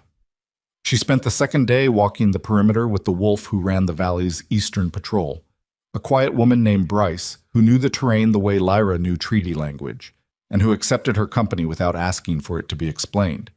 They walked 12 miles in bitter cold, and Bryce pointed out the blind spots and the pressure points, and the places where the valley's natural defenses were better than they looked, and Lyra filed all of it in the part of her mind that was already beginning, without permission, to think about how you defended a territory rather than just administered one. On the third day, her child moved in a new way. Not distress, not the familiar rolls and kicks that she had learned to read. Something lower, more deliberate, a heaviness that settled in her pelvis and stayed there in a way that was different from anything she had felt in the previous 7.5 months. She sat down where she was, halfway between the Eastern Patrol Trail and the Valley Commons, and breathed through it. 1 breath, 2. Waited for it to pass or change. It passed, changed into something familiar. She went to find Dara. The midwife was in the third structure from the north wall, exactly where Wren had said she would be. And she was the kind of woman who took one look at Lyra and made her sit down without being asked. "How far along?" Dara said. 32 weeks, Lyra said. "Maybe 33. Dara put her hands on Lyra's belly with the confident specificity of someone who had been doing this for a long time. "Position's good," she said. "Head's moving. It's not time yet, but the body is practicing." She looked at Lyra's face. "You've been doing too much." "I've been doing what's necessary." "Those aren't mutually exclusive with too much," Dara said flatly. "Rest. The valley's problems will still be here after you've slept." Lyra rested. She slept 3 hours in the middle of the day, in a way she hadn't slept since before the council meeting, deep and sudden and without dreams. And she woke to Wren's voice outside the structure wall, talking to someone in the low, rapid tone of important news arriving. She got up. The courier was a compact man with wind-chapped skin and no last name offered, and he was already gone by the time Lyra reached Wren. What he had left was a sealed document packet from Asheville Keep's correspondence office, formal, stamped, carrying the exact records request response she had asked for. And something else, a second document, smaller, folded inside the first and sealed with nothing. No wax, no stamp, just paper folded against itself. The handwriting on the outside was not Harwick's formal correspondence script. It was Voss's handwriting. Lyra looked at it for a moment. Then she looked at Wren. He said nothing. His face said nothing. But his eyes had the quality of someone who knew what was in the document and had been thinking about whether and how to say so for however long it had taken him to walk from wherever the courier met him to here. She unfolded it. It was 8 lines. Not Voss's handwriting. She registered this now, registered that the outside had been Voss's, but the inside was something different, a handwriting she recognized with the specific bodily wrongness of seeing something in a context where it couldn't possibly be. Her mother's handwriting. Her mother had been dead for 9 years. Her hands did not shake. She was aware of this, aware of actively preventing it, aware that whatever this was, she needed to read it before she responded to it. The 8 lines said, "I am not dead. I was removed." The same pattern, 12 years before you. The same family, the same name on a document I didn't write. I am north of you. Further than you have maps for. Find the Halvek Passage at the ridge's end and come north, or send word and I will come to you. I have been waiting for the shape of this to appear again. I knew it would. I knew it would come for you. Lyra read it twice. Then she looked up. Wren was watching her. "You knew," she said. Her voice was very quiet. "Voss knew," he said. "She asked me to let the courier carry the second document. She said you'd need to know before things moved any faster." He paused. "She said she found your mother 8 years ago, coming through the gap the same way you came through. Different season, same pack, same pattern." Lyra breathed. Her mother had not died of the winter illness. Her mother had been removed, cast out. The story she had grown up with, the careful, quiet story about a woman who had not survived the fever season, was a story someone had built to cover a ruling, a pattern, a method. The same family, the same name on a document she didn't write. Her grandmother. She thought of her grandmother, who had died when Lyra was 3, of whom she had only the vaguest impression of white hair and warm hands. Her grandmother, who had supposedly died in the pack wars. How far back did this go? How many women in her bloodline had been removed by the same method, the same forgery, the same careful erasure, every generation patient enough to wait until the next one was useful enough to need removing? This was not opportunism. This was architecture. Celine had not built this. Celine had inherited it. Someone had handed her a plan that was older than she was, a plan that had been running across generations, and all Celine had needed to do was understand it and step into the position it required. Lyra stood in the cold of the valley with her mother's handwriting in her hands and felt the shape of what had been done to her family shift from personal betrayal into something that had no name she had words for yet, something that required a different scale of response than she had been planning. She had been thinking about stopping what Celine was building. She needed to think about something larger than that. "Wren." She folded the letter and held it in her closed fist. The Halvek Passage. Where is it? 4 days north of the valley, he said. Hard terrain. There's a reason it's not on your maps. Is it passable? Not for you, he said. Not right now. She looked at him. Not in your condition, he said. Not for another... He stopped. Did the calculation she could see him doing. 3 months. Maybe 4. 3 months. The child would be here in 6, maybe 7 weeks. 3 months after that, she could move north. She thought about her mother, north of the valley. Further than the maps. 8 years of waiting for the shape of this to appear again. She thought about the Elder Council, the valley's 2-season reserves, the supply chain Varric had already begun to close. She thought about Celine in the Luna seat, Asheville's records open to her, the next phase of the plan already in motion. She thought about Kalen, who did not know what was being built inside his own pack, who had cast out the one person who might have been able to tell him. She thought about the fact that she was standing in a valley she had been in for 4 days with no pack, no legal status beyond a probationary arrangement, and a letter from a woman she had believed was dead for 9 years. The baby moved. Not the new heaviness from this morning. The familiar roll, the assertion of presence. She put her hand on her belly. Something resolved inside her. Not the soft resolution of relief or acceptance, but the hard resolution of a structure settling into its final form, the sound ice makes when it locks. Not breaking, not yielding, done.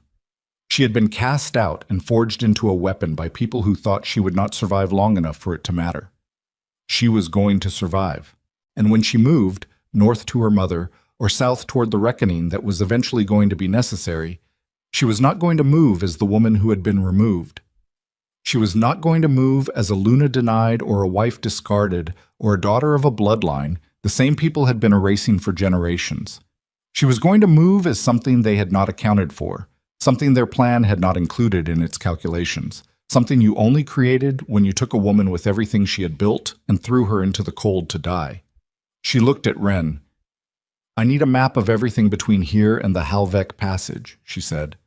Every terrain feature, every pack territory, every route. Whatever you have. He looked at her for a moment. That's going to take a few days to compile, he said. Then start tonight, she said. Because when I'm able to move, I'm not going to have time to wait for it. He studied her face. Whatever he found there made him nod once. The nod of someone who has stopped asking what she's building and started helping her build it. Tonight, he said, and turned toward the valley.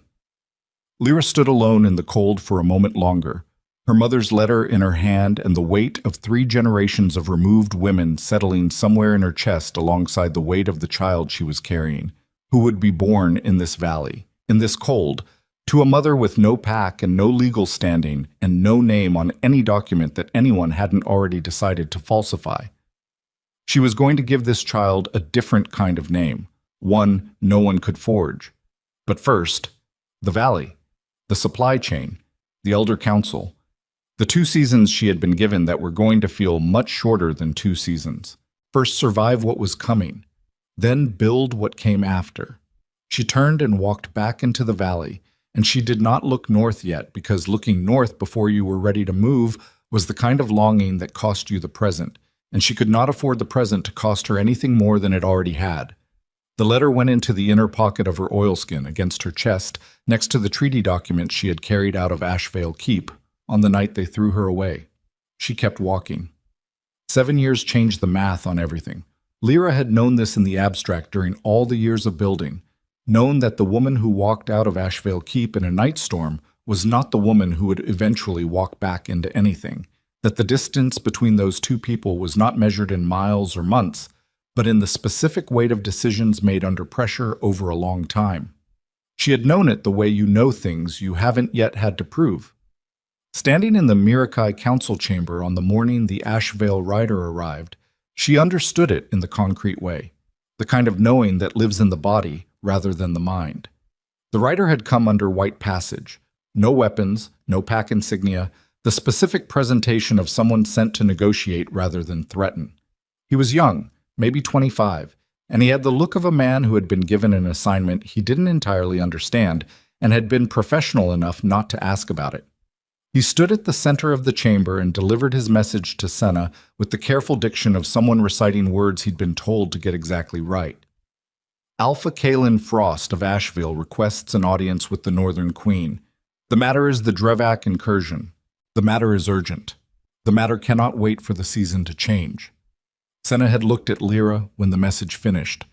Lyra had looked at the writer. "Tell me about the incursion," she said. He blinked. He had not been told to expect questions from the woman standing at Senna's right. He had been told to deliver the message to the council.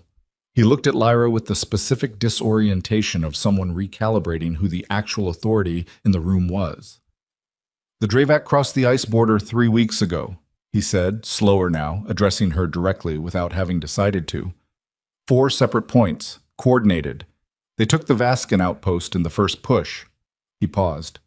Alpha Frost has been holding the southern ridge line. He's lost the eastern corridor. Ren, at the wall, didn't move. But something in his stillness changed quality. "How many?" Lyra said. "Best count is 4,000, maybe more. They're moving differently than the old Drevak patterns, more organized, better supplied. Someone's been—" The writer stopped, recalibrated again. "Someone's been helping them plan it." Lyra looked at Senna. Senna's face was stone. "When did the Varric alliance collapse?" Lyra said to the writer. He stared at her. "How did you—" "When?" 6 weeks ago," he said. "Varric withdrew from the border treaty. Alpha Frost believes they've been feeding the Drevak supply lines." 6 weeks ago. Which meant the incursion had been in planning before the Varric withdrawal. Which meant the Varric withdrawal was not a response to the incursion, but a preparation for it. Which meant the supply chain manipulation, the forged documents, the 7 years of careful positioning. It had all been pointing here, not at Asheville, not at the Valley. At the moment when the Southern Pact system would be weakened enough that an external force could move through it, Celine had not been building toward a Luna seat. She had been building toward this. Lyra breathed once, slowly. "Tell Alpha Frost I'll receive him," she said. 3 days. He comes with 10 wolves maximum, no arms beyond personal carry. He camps at the valley perimeter. He does not enter the settlement until I say.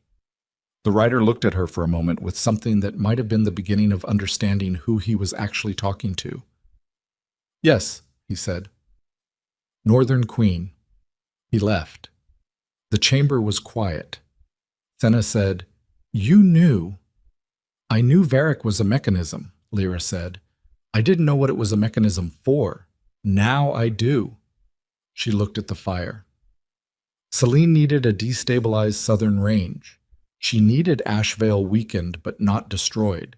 Destroyed would have been too obvious, would have triggered the other packs to unify.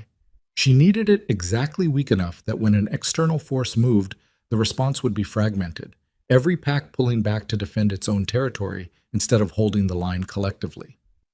"And the Valley," Ren said. "The Valley was supposed to be isolated by now," she said. "Supply cut, territorially compressed, dependent on whatever arrangement she offered." She looked at him. "It's not. Because of the bypass documentation. Because you had time to build alternate routes." She paused. "We have 2 seasons of reserves and 3 working trader contacts that Varric doesn't know about because we spent a year hiding them. That's what stands between the northern territories and a supply collapse when the Drevak reach the ridge." Petra said, "If they reach the ridge?" "When?" Lyra said. "Not cruelly, as a matter of planning. The question isn't whether. The question is what the North looks like on the other side of it." 3 days. She used them the way she had learned to use every narrow window of time, not waiting for the thing to arrive, but working toward the moment it arrived, finding her ready. She sent riders to the 4 valley packs that had come into the Northern Alliance over the past 5 years, called them to the settlement for a war council, and spent the hours before they arrived going over the Drevak crossing reports with Ren and Bryce and a hard-eyed woman named Solka who had fought the Drevak at the ice border 11 years ago and knew how they moved. "They don't overextend," Solka said, on the second evening, crouched over a terrain map that Lyra had been annotating for 3 hours. "That's the change from before. 11 years ago, they pushed hard and fast and burned out. This isn't that. They're taking ground and holding it before they move. Someone taught them that, Ren said. Someone taught them a lot of things, Lyra said. Supply discipline, coordinated crossing points, the specific timing that avoids the ice shift windows. She traced a line on the map. This is Asheville thinking. This is how Asheville ran its border campaigns. She stopped. Someone gave them the playbook. Solka looked at her. Your sister had access to Asheville's full campaign records, she said. It wasn't a question. She had access to everything, Lyra said, for 6 years, since the lunacy. The fire burned. Outside, the northern wind had picked up in the way it picked up before major weather. Not a gust, but a sustained pressure, the kind that meant something large was moving. On the morning of the third day, the twins asked to come with her to the perimeter. She looked at them. Aiden, 7 years old, with Kaylin's jaw in her own eyes, standing with the specific straight-backed posture he always adopted when he was trying to seem older than he was. And Mira, 7 years old, with Lyra's coloring and nobody's temperament but her own, who was not trying to seem older and was therefore simply waiting, watching her mother's face with the patient attention she had had since she was 3 weeks old and had studied everything as if it were a problem she was working toward solving. No, Lyra said. We know who he is, Aiden said. I know you do. We want to see him. Not today, she said. Not like this. When I decide it's time for you to see him, it won't be at a perimeter meeting with 10 armed wolves. Mira said, Are you afraid of him? Lyra looked at her daughter. No, she said. Then why? Because this meeting is about 4,000 Drevak soldiers and the survival of every pack between here and the southern range, she said. Not about him. When I see him today, that is all it can be about. Do you understand? Mira held her eyes for a moment, then she nodded. Aiden didn't nod, but he stepped back, which was his version of the same thing. She left them with Voss and walked to the perimeter. Kaylin was already there. She had thought about this moment. Not obsessively.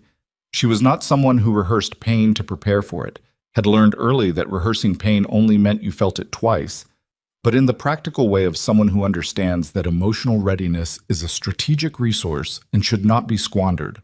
She had thought about what she would feel when she saw him, and she had prepared for several things. Anger, the specific cold of old grief, the complicated vertigo of seeing someone who had been central to your life in a period that no longer existed. She had not prepared for what she actually felt, which was nothing she had a clean name for. A complex and layered thing that had anger in it, and grief in it, and something that was not quite contempt but adjacent.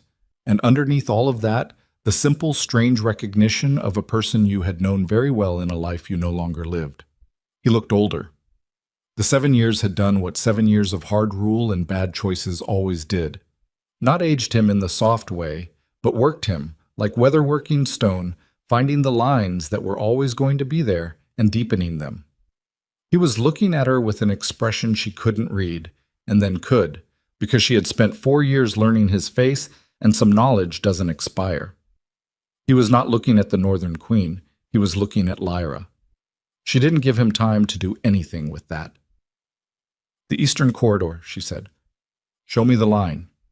He blinked, reset, reached for the map his second was carrying and spread it between them without ceremony, and she was briefly, abstractly grateful that he understood they didn't have time for anything else.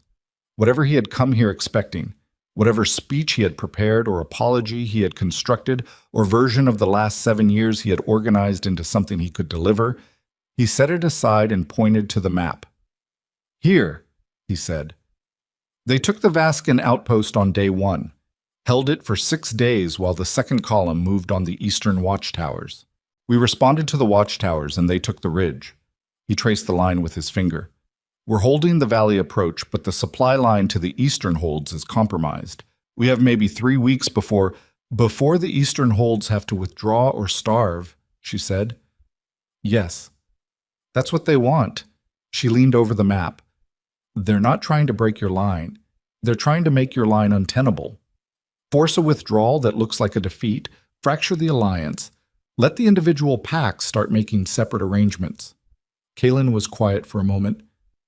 You know their strategy, he said. I know who taught it to them. He looked at her. She looked back. Let him sit with that for a moment. The implication, the shape of it, the name underneath it that she was not going to say at a perimeter meeting with his 10 wolves standing within earshot. His jaw set. Corey, he said without looking away from her, take the others to the camp. His second, a different man than the Corey she remembered, younger, competent-looking, moved the wolves back without question. They were alone at the perimeter. The wind was moving the tree line behind him, and she was aware of Ren somewhere in the settlement at her back, close enough to respond if response was needed, far enough to give this space to be what it needed to be. Celine, Kaylin said. Not a question, a recognition. Yes, Lyra said. How long have you known? 7 years in pieces, she said, the full shape of it, about a week after I arrived here. Your treaty documents were already being misrepresented to the northern traders before you cast me out. The Varric arrangement had been in negotiation for months before the ruling. She kept her voice level. She needed me gone. I was the person most likely to see the pattern because I'd built the systems she was using. Getting me out was as important as everything else she was building. Kaylin's face did something she didn't look at too carefully. And the Drevac, he said. She gave them your border campaign structure, your supply timing, your coordinated crossing protocols. She paused. She also gave Varric enough to make the bypass claim, which means she gave external actors detailed knowledge of Asheville's territorial architecture, which is treason, he said. At minimum, she said. He was quiet. The wind moved between them. She watched him process it, watched the specific sequence of a person dismantling a version of the world they'd been living in and trying to understand the shape of what was actually underneath it. She recognized the sequence. She had done it herself, in a way camp, in the cold, 7 months pregnant, alone. He had the luxury of doing it here, in the northern valley, with the northern queen standing in front of him and the problem already partially solved. She did not point this out. The pack councils, he said. The southern range. They'll fragment if Asheville withdraws from the ridge. Yes. If they fragment, the Drevac don't need to fight them. They just move through. Yes. So we hold the ridge. You can't hold the ridge with your current supply line, she said. Not for the 3 weeks it would take to stabilize the eastern holds. The Drevac are counting on exactly that. They're going to let you hold until you can't, and the collapse will look like your failure rather than their strategy. Then what? He said. It came out rougher than she thought he intended. You're telling me the strategy. Tell me the solution. She looked at him. The man who had stood at a stone table and spoken the old words over her. The man whose child had kicked against her ribs as she walked out of his keep into the snow. The man who had sent 3 wolves to ride her exit into permanence. He was asking her how to save his pack. She had known, for several years, that this moment was coming. Had known it in the specific way that people who pay attention to patterns know when a pattern is approaching its convergence point. She had thought, occasionally, about what she would feel when it arrived. She felt clear. Not vindicated. Vindication required caring about the wrong thing, required the pain of the original wound to still be the center of the story. She was past the wound being the center. The wound was part of the foundation. What mattered now was what was built on it. The Northern Alliance has reserves, she said. 7 valley packs, 2.5 seasons of consolidated supply, 3 trader networks that Varric doesn't have documentation on. We can extend the Eastern Hold's supply line for 6 weeks if we move in the next 4 days. She looked at him steadily. We can also bring 1,200 Northern wolves to the ridge. Not Asheville wolves. Northern wolves who fight differently, who know terrain the Drevac have never encountered, who have been training for exactly this kind of defensive engagement for 3 years. Kaylin stared at her. You've been preparing for this, he said. I've been preparing for the possibility, she said, hoping it wouldn't be necessary, planning for it anyway. For 3 years. The letter from Varric's treaty revision showed me the direction, she said. I didn't know the timing, I knew the direction. He was quiet for a long moment. What do you need from me? He said. Formal Northern Passage rights for every valley pack in the Alliance, she said. Written, witnessed, permanently on record. That legitimizes the supply run and gives the Northern Wolves territorial standing at the ridge. She paused. And command of the eastern flank. His head came up. The eastern flank, he said. Your wolves don't know the terrain north of the Vascan outpost, she said. Mine do. The Drevek's eastern column has been advancing on a route that has two significant weaknesses they haven't found because no one who knows this terrain has been fighting them. She held his eyes. I know those weaknesses. I've had 3 years to study them. He looked at her. Something moved across his face. Complicated, layered, too many things at once for her to want to read closely. You're talking about leading the flank yourself, he said. Yes. Lyra, don't, she said quietly. He stopped. Don't tell me it's too dangerous, she said. Don't tell me to stay back. Don't manage this. I have 1,200 wolves and a strategy, and you have a supply line that fails in 3 weeks. We can discuss the terms, or we cannot, but you don't get to tell me where I stand. The silence between them had a texture to it. He said, the children. She had known this was coming too. Are in the valley, she said, with people I trust. I haven't... He stopped, tried again. I don't know anything about them. I know, she said. I'd like to. I know that too, she said. That's a conversation that happens after the ridge, if there's an after the ridge.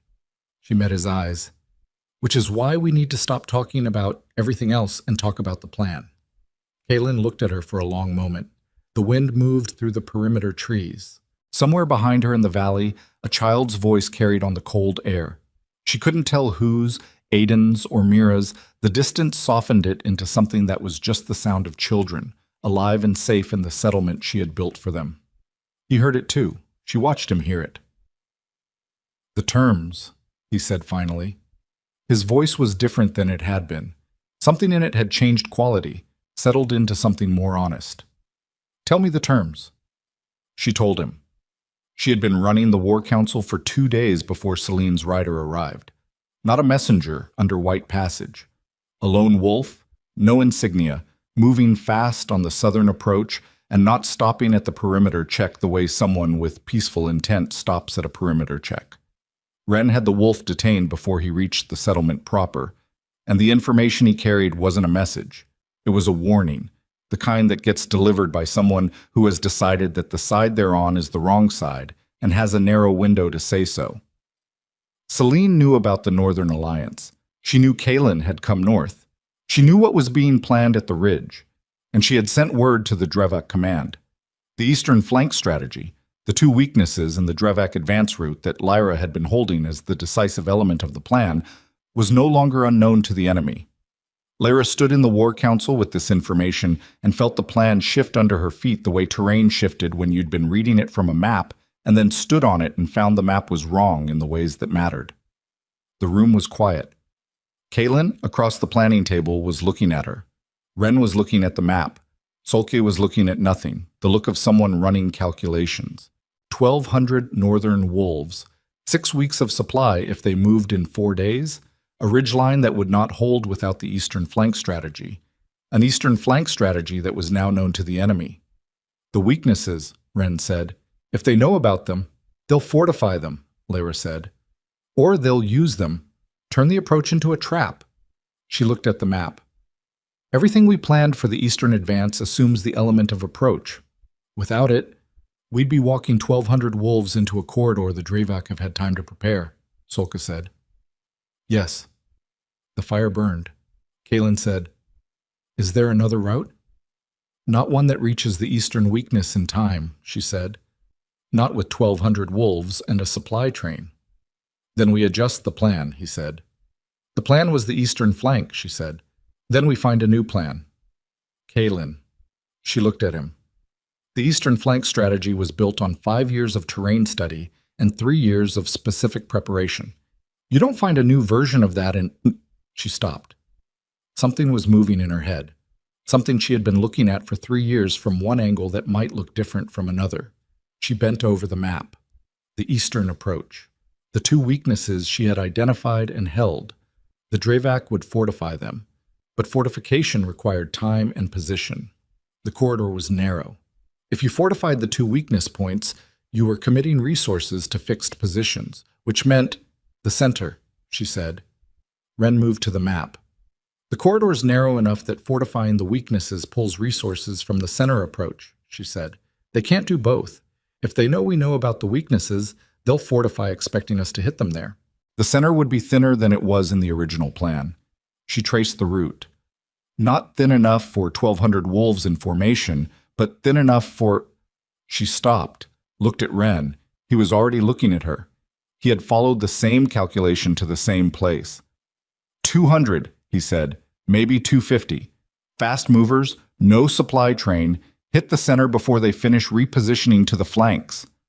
While the main force moves on the ridge from the south, she said, forces them to split response. They can't hold the flanks, reinforce the center, and meet the southern advance simultaneously. The 250 in the center would be exposed, Solkis said, if the timing is off. The timing can't be off, Lyra said. Who leads the center push, Ren said. She looked at him, he looked back, and she could see him making the same calculation she was, the same inventory of who had the terrain knowledge and the specific tactical preparation and the 7 years of context that made the difference between a plan that worked and a plan that looked right until it didn't. I do, she said. Lyra, that was Kaelin. I do, she said again, and this time it was not open for the kind of discussion that had the word no at the end of it. He looked at her. His jaw was hard, and his eyes were doing something she was not going to look at too carefully. You're the Northern Queen, he said. If you're in that corridor and the timing goes wrong. Then Sina runs the Alliance, she said. She's been ready for that for 4 years. She knows it. I know it. She kept her eyes on him. You came north asking for help. This is the help. It comes with me in the corridor, or it comes a different way that doesn't work as well. That's the choice. The War Council room was very still. He looked at her for a long time. Whatever he was going to say, and she could see there was something he had built toward, some version of all the years and the children and the debt of what he had done that was trying to find a moment to be said. He held it back. Then we move in 3 days, he said. They moved in 3 days. Lyra spent the night before the march with her children. They sat in the way camp, the 3 of them, the fire built to a real size for the first time instead of the careful minimal burn she usually kept. And Mira leaned against her left side, and Aiden sat across the fire trying to look like he was not doing the calculation of what tomorrow meant, and she let them both do what they needed to do without trying to reshape it. You're going to fight, Mira said.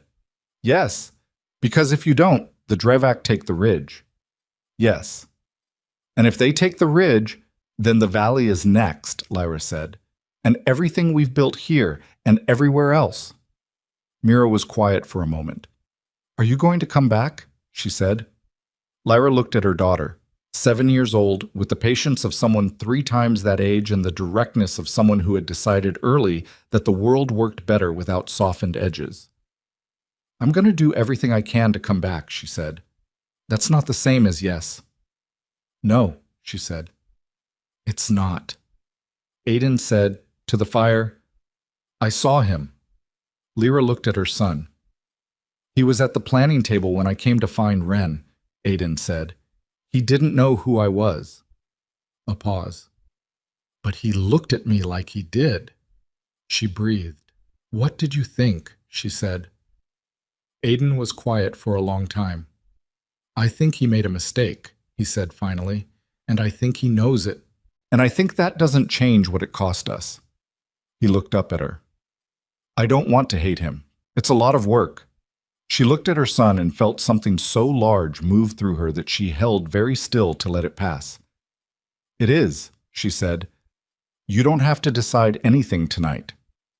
I know, he said. I'm not deciding, I'm just thinking.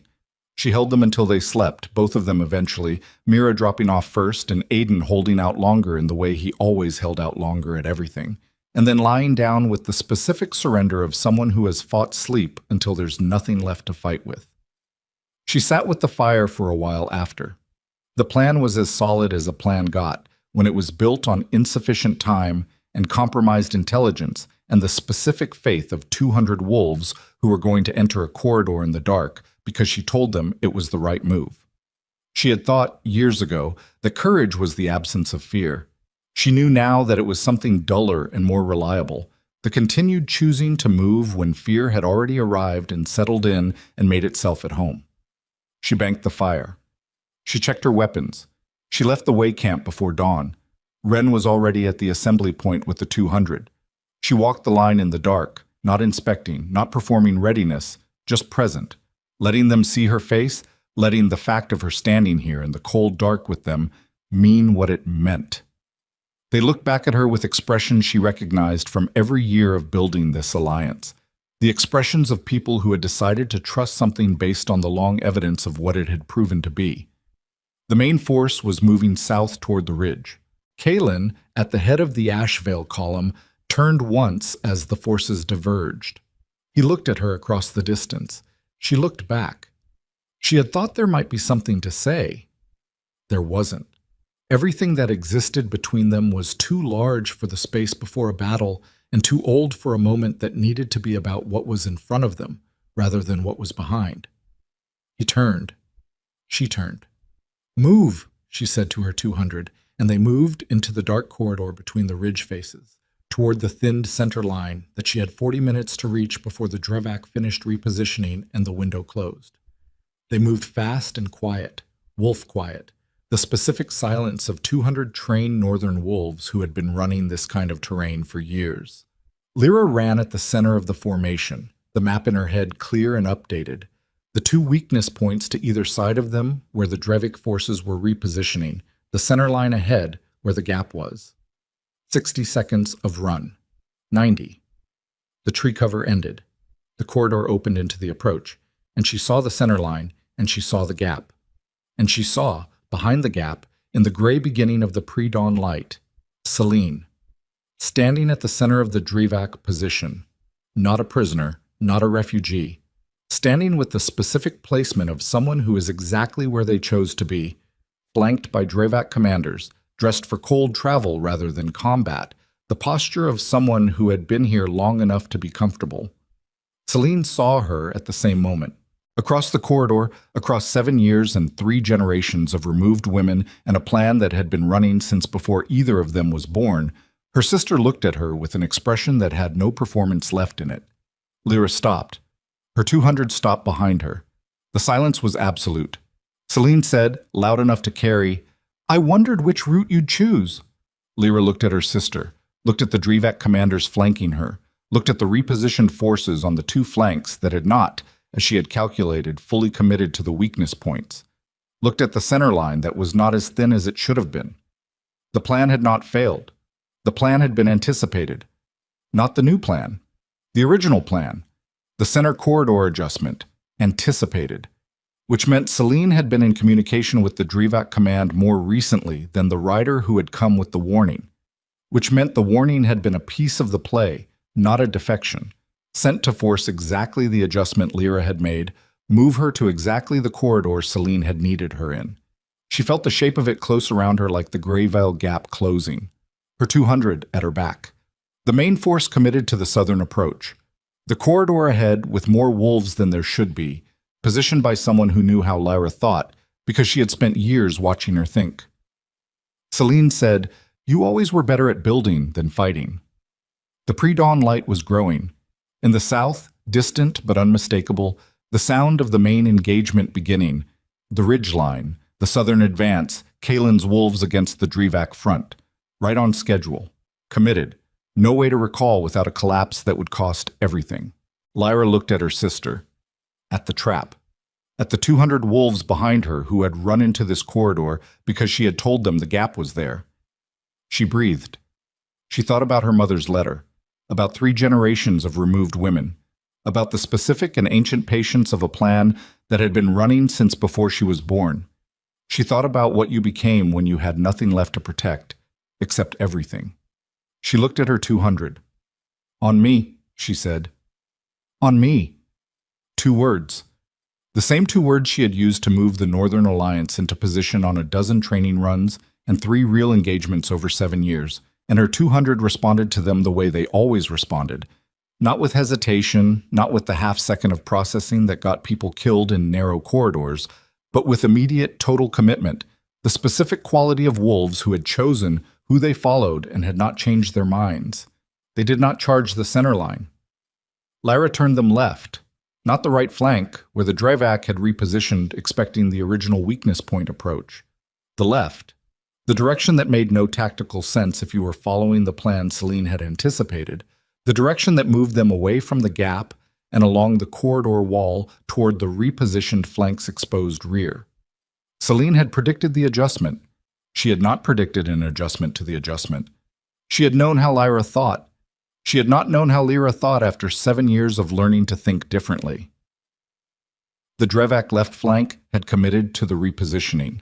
Committed bodies, committed position, committed attention to the weakness point they were fortifying. The rear was thin, the way a fist is thin at the back, when all the force is in the knuckles. Lyra's 200 hit the rear of the left flank at a full run, and the formation folded in the specific way that formations fold when they are hit from a direction they have not prepared for. Not dramatically, not all at once, but with the cascading logic of a structure that has lost its anchor point, each piece pulling the next piece loose. She fought in the front of it. She had not been a fighter when she left Ashvale. She had been a builder, an administrator, a woman whose strengths lived in systems and strategy and the patient management of complex problems. She had spent 7 years becoming something else as well, because the North required it, and because there was something in her mother's blood maybe, or just what exile made of you if you survived it long enough, that took to the learning with the same methodical focus she gave to everything. She was not the most powerful wolf in the corridor. She was the most deliberate. There was a difference, and in a rear flank engagement with a disoriented enemy in a narrow space, deliberate beat powerful, the way it always beat powerful, which was without drama and without exception. She took a hit on her left side, ribs, the impact of a wolf twice her weight who had turned faster than she expected. She felt the crack of it, not the break, the crack, the distinction that mattered. And she used the momentum of the impact to change her angle and keep moving. Because stopping was the beginning of losing, and she had not come this far to lose in a corridor to a plan that had been running against her family for 3 generations. The left flank broke, not routed. The Drevak were disciplined enough to not rout, but broke, fragmented, the cohesion gone, and the fragments falling back toward the center where Celine had been standing. Lyra moved toward the center. Her ribs were screaming. She breathed around it the way she had learned to breathe around things that screamed. Acknowledging, not stopping, moving with it rather than against it, because you couldn't fight your own body and an enemy simultaneously and expect to win both. The pre-dawn had become dawn, gray and flat and cold, the light that made everything visible without making anything warmer. Celine was still there. She had not run. Lyra had half expected her to run, had prepared for it, had assigned 2 of her fastest wolves to the northern exit of the corridor, specifically because she knew her sister's instinct for the exit. But Celine had not run. She was standing at the center of what remained of the Drevak position, the commanders who had flanked her now engaged or retreating, and she was watching Lyra cross the corridor toward her with an expression that had finally, completely run out of performance. What was underneath the performance was not what Lyra had expected. It was not defiance. It was not calculation. It was something rawer than either, a thing that had been under all the years of architecture and maneuvering, under the white dress, and the arranged reluctance, and the carefully forged signature, something that had been there since they were children, sharing the same quarters, and Celine had watched Lyra be chosen for things that Celine had wanted and had never been offered. It was grief. Old and corrosive, and long since turned into something else by the years of decisions made in its service, but grief at the root. The grief of a woman who had wanted something she believed should have been hers and had spent a decade building an alternative path to it that required destroying everything her sister had built. Lyra stopped 3 feet from her. They were breathing hard, both of them. The sounds of the engagement continued behind Lyra, her 200 and the fragmenting Drevak flank. The distant heavy sound of the ridge engagement where Kalen's forces and the main northern contingent were holding the southern approach. Celine said, "You were always going to win." Her voice was flat, exhausted. The voice of someone who has run a very long race and is done pretending they weren't tired for the entirety of it. "No," Lyra said. "I wasn't. You almost had it." Celine looked at her. "The center corridor," Lyra said. If I'd followed the original plan instead of adjusting, if I'd adjusted to the weakness points instead of the rear flank, you would have had me in a prepared position with twice my numbers. She kept her voice steady. You knew how I thought. You built a trap that worked on how I thought. I got lucky. You adjusted, Celine said. I adjusted because 7 years taught me that the first plan is never the last plan, Lyra said. You knew who I was 8 years ago. You didn't account for who I became. Celine was quiet for a moment. How long? Lyra said. How long were you planning this? Celine's jaw moved. Since I was 19. Lyra had thought she was past being hit by things. She had been wrong. 19. 6 years before the ruling. 6 years before Kaylin. 6 years before any of it. Before I ever came to Asheville, she said. Before you came to Asheville, Celine said. Before you built everything you built there. You were always going to build something, Lyra. You couldn't help it. And everything you built was always going to end up being the thing that blocked what I wanted. She stopped. I didn't create the situation. I used it. You forged my name, Lyra said. Yes. You handed Asheville's military structure to an invading force. Yes. You arranged for our mother to be removed 12 years before they removed me. Celine went very still. You didn't know I knew that, Lyra said. No. A beat. She's alive. I know. Lyra held her sister's eyes. She's north. She's been north for 12 years. She sends word when she can. She paused. She told me the pattern, told me how far back it went. She breathed. Did you know about grandmother? Celine looked away. You didn't build this, Lyra said slowly. Someone handed it to you. Someone showed you how it worked and offered you the position it would put you in and told you the cost was worth it. Celine was silent. Who? Lyra said. The silence stretched. It doesn't matter now, Celine said. It matters because they'll find someone else, Lyra said. When you're not available, they'll find the next person in the bloodline who wants something badly enough to be handed a plan. And the plan will keep running. She kept her voice level, without heat. Who showed you? Celine looked at her. In the growing light, her face was very tired and very young at the same time, the specific combination of a person who made choices a long time ago and has been living in their consequences for so long, she has forgotten what the original choice felt like. Elder Marin, she said. Lyra breathed. Marin, who had conducted the ruling with that small, controlled satisfaction, who had been positioned at the eastern flank of the dais, who had the look of a woman who had made her peace with something ugly, who had been making her peace with ugly things, apparently, for longer than Lyra's entire lifetime. She's in Asheville still, Lyra said. As far as I know. Wren appeared at Lyra's left, close enough to have heard. He said nothing. His face said he had heard and was filing it. Lyra looked at her sister for a long moment. At the face she had known her entire life, the face she had protected from her own clearest assessments of it for most of that time, the face of a woman who had spent a decade being the instrument of someone else's architecture and had called it ambition. She had thought, at various points over the 7 years, about what she would feel here. She felt grief, her own, genuine, for the shape of what might have existed between them if the world had been arranged differently, if Celine had wanted what Lyra had to offer instead of what Lyra had been given. She felt the absence of revenge. She had expected to feel its pull and found instead only the flat, clean clarity of a problem that needed to be solved practically rather than emotionally. You're going to answer for the Drevak Alliance, Lyra said, in front of every pack council in the Southern Range. The full accounting, what you gave them, how long, what it cost. She paused.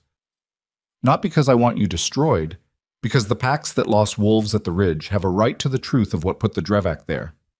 Celine looked at her. And after that, Lyra said, is not something I'm deciding today. She turned and walked back toward her 200. The Ridge held. It held because the timing worked, because the left flank collapse disrupted the Drevak center enough to slow the advance on the Ridge by 40 minutes. And 40 minutes was what Kaylin's southern force needed to stabilize the line. And the stabilized line held through the morning and into the afternoon. And by the time the light began to fail, the Drevak had withdrawn to reassess, and the reassessment became a retreat, when their supply line was cut by the northern contingent that had moved on the corridor, while Lyra's 200 held the flank. Lyra was in the Valley medical structure when the news came. Her ribs were cracked, not broken. 2 of them, the healer said, with the brisk annoyance of someone who has been told not to break things and has found the instruction ignored. She needed rest. She needed several weeks of rest. She was going to get considerably less than that, and they both knew it. Kaylin came to the medical structure at dusk. He stood in the doorway for a moment before she acknowledged him, and she used that moment to look at him the way she had not allowed herself to look at him at the perimeter. Not at the Alpha, not at the political problem, but at the person who had stood at a stone table 8 years ago and made the worst decision of his life and had been living in its consequences ever since. He looked like a man who understood, finally and completely, what he had done. Not in the abstract, not in the political terms of alliance and succession and territorial consequence, in the specific, personal, unmanageable terms of a person who had held something real in his hands and had let someone convince him to open his fingers. He came inside. He sat down across from her without being asked, in the way of someone who has run out of the energy for formal behavior. "The ridge is holding," he said. "I know." "The Drevak are pulling back to the ice border. The supply line cut was—" He stopped. It was the piece that ended it. The corridor engagement bought the time, but the supply line was what made them go. "I know," she said. "Ren led that contingent." "I know." He looked at his hands. "I want to tell you something, and I need you to let me say it without interrupting." She said nothing. "What I did 8 years ago," he said slowly, "was not about you. Which I understand is the worst possible thing to say, because it means I did it without the weight it deserved. I was told you were a threat to the pack's stability, and I chose to believe it because believing it was easier than examining what I was actually afraid of." He stopped. "What I was afraid of was that I wasn't enough, that the pack saw me as weaker than you, and that if I let that perception grow—" He stopped again. "I let someone put that fear in me, and I let it cost you everything." She looked at him. "Marin," she said. He went still. "She was at every council where the question of my position came up," Lyra said. "She conducted the ruling. She built the cause." She watched his face process it. "She's been running this for longer than either of us has been alive, Kaylin. You were a tool in it the same way Celine was. Differently, but the same." "That doesn't—" "No," she said. "It doesn't excuse it. You still stood at that table and said the words. You still sent Corey after me on the road." She kept her voice flat, without heat. Not because she didn't feel it, but because heat required more of her than she had tonight. "But you should know the full shape of what you were operating inside, because Marin is still in your keep. And when you go back, she needs to be the first thing you deal with." He was quiet for a long time. "Your mother," he said finally. "Yes. She's coming south." "She'll come to the valley first," Lyra said. "I sent word yesterday." She paused. "The children will meet their grandmother before they meet their father. That's how this goes." He looked at her. Something in his face was very still. "Mira and Aiden," he said. "Yes. Will they—" He stopped. "Do they want to?" She thought about her son's voice by the fire. "I don't want to hate him. It's a lot of work." She thought about Mira's patient, direct eyes watching her mother's face for the truth rather than the comfortable version. "They're working through it," she said. "They're 7. They have questions that deserve real answers." She looked at him. "What you give them isn't something I can arrange for you. That's between you and them and the amount of time you're willing to spend on it." She paused. "I won't make it easy. I won't make it hard. It's not mine to make." He nodded, slowly. The nod of someone accepting terms they understand are fair and do not feel they deserve. "I'm going to step down from the Alpha seat," he said. She looked at him. "Not because of the incursion," he said. "Not because I lost the Eastern Corridor. Because Asheville needs someone in that seat who hasn't spent 8 years managing the consequences of their own worst decision and calling it leadership." He met her eyes. "There are 2 packs willing to recognize a new Alpha. I've been in discussion for 3 weeks. It's not disappearing. It's accountability." She studied his face. "Who?" she said. He named a man she knew from the border councils. Competent, Honest in the specific, unglamorous way of someone who had never needed to perform honesty because they had never been tempted by its opposite. "That's a reasonable choice," she said. "I thought you might say it was too late for reasonable choices to matter." "They always matter," she said. "They just don't undo things. They build forward instead of fixing backward." She looked at the wall for a moment, at the rough stone of the medical structure, which she had helped plan 3 years ago, and which had turned out better than the plans. "That's the only direction available. Forward." He looked at her for a moment. "Are you going to be all right?" he said. Not as small talk, as a genuine question. "I'm going to be exactly what I am," she said, which is all right and not all right at the same time, in varying proportions, depending on the day. She met his eyes. "Same as everyone else." He left at nightfall. She watched him go from the medical structure doorway into the cold of the valley evening, the fire-lit settlement around him full of wolves who didn't know his name and didn't owe him anything, and were alive because of what she had built here without him. She stayed in the doorway for a while after he was gone. The valley had a specific quality at this hour. The fires and the low structures casting warm light into the cold air, the sound of the settlement winding down from the day, the particular piece of a place that had been through something and was still standing. She had been looking at it for 7 years, and it still surprised her sometimes, the fact of it. The fact that she had built it. The fact that it existed because she had been thrown out of somewhere else and had walked far enough to find the ground it could be built on. She thought about the plan that had been running for 3 generations. About Marin, who would answer for it before the pack councils. About Celine, who would answer for her part of it in whatever way the accounting required.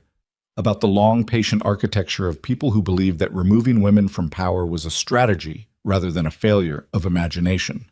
She thought about what it had made of her, not despite the removal, because of it. Because the specific combination of being cast out and surviving it, and building something from the survival had produced a person that the plan, in all its generational patience, had not anticipated. You could not plan for what exile made of someone who refused to let it be the end of the story. You could not account for the woman who walked through a closing mountain gap at 32 weeks pregnant and arrived on the other side ready to work. The plan had been running for generations because no one it targeted had survived long enough and built large enough to dismantle it. She had. Her mother was coming south. That thought arrived with a quality she didn't have a clean word for.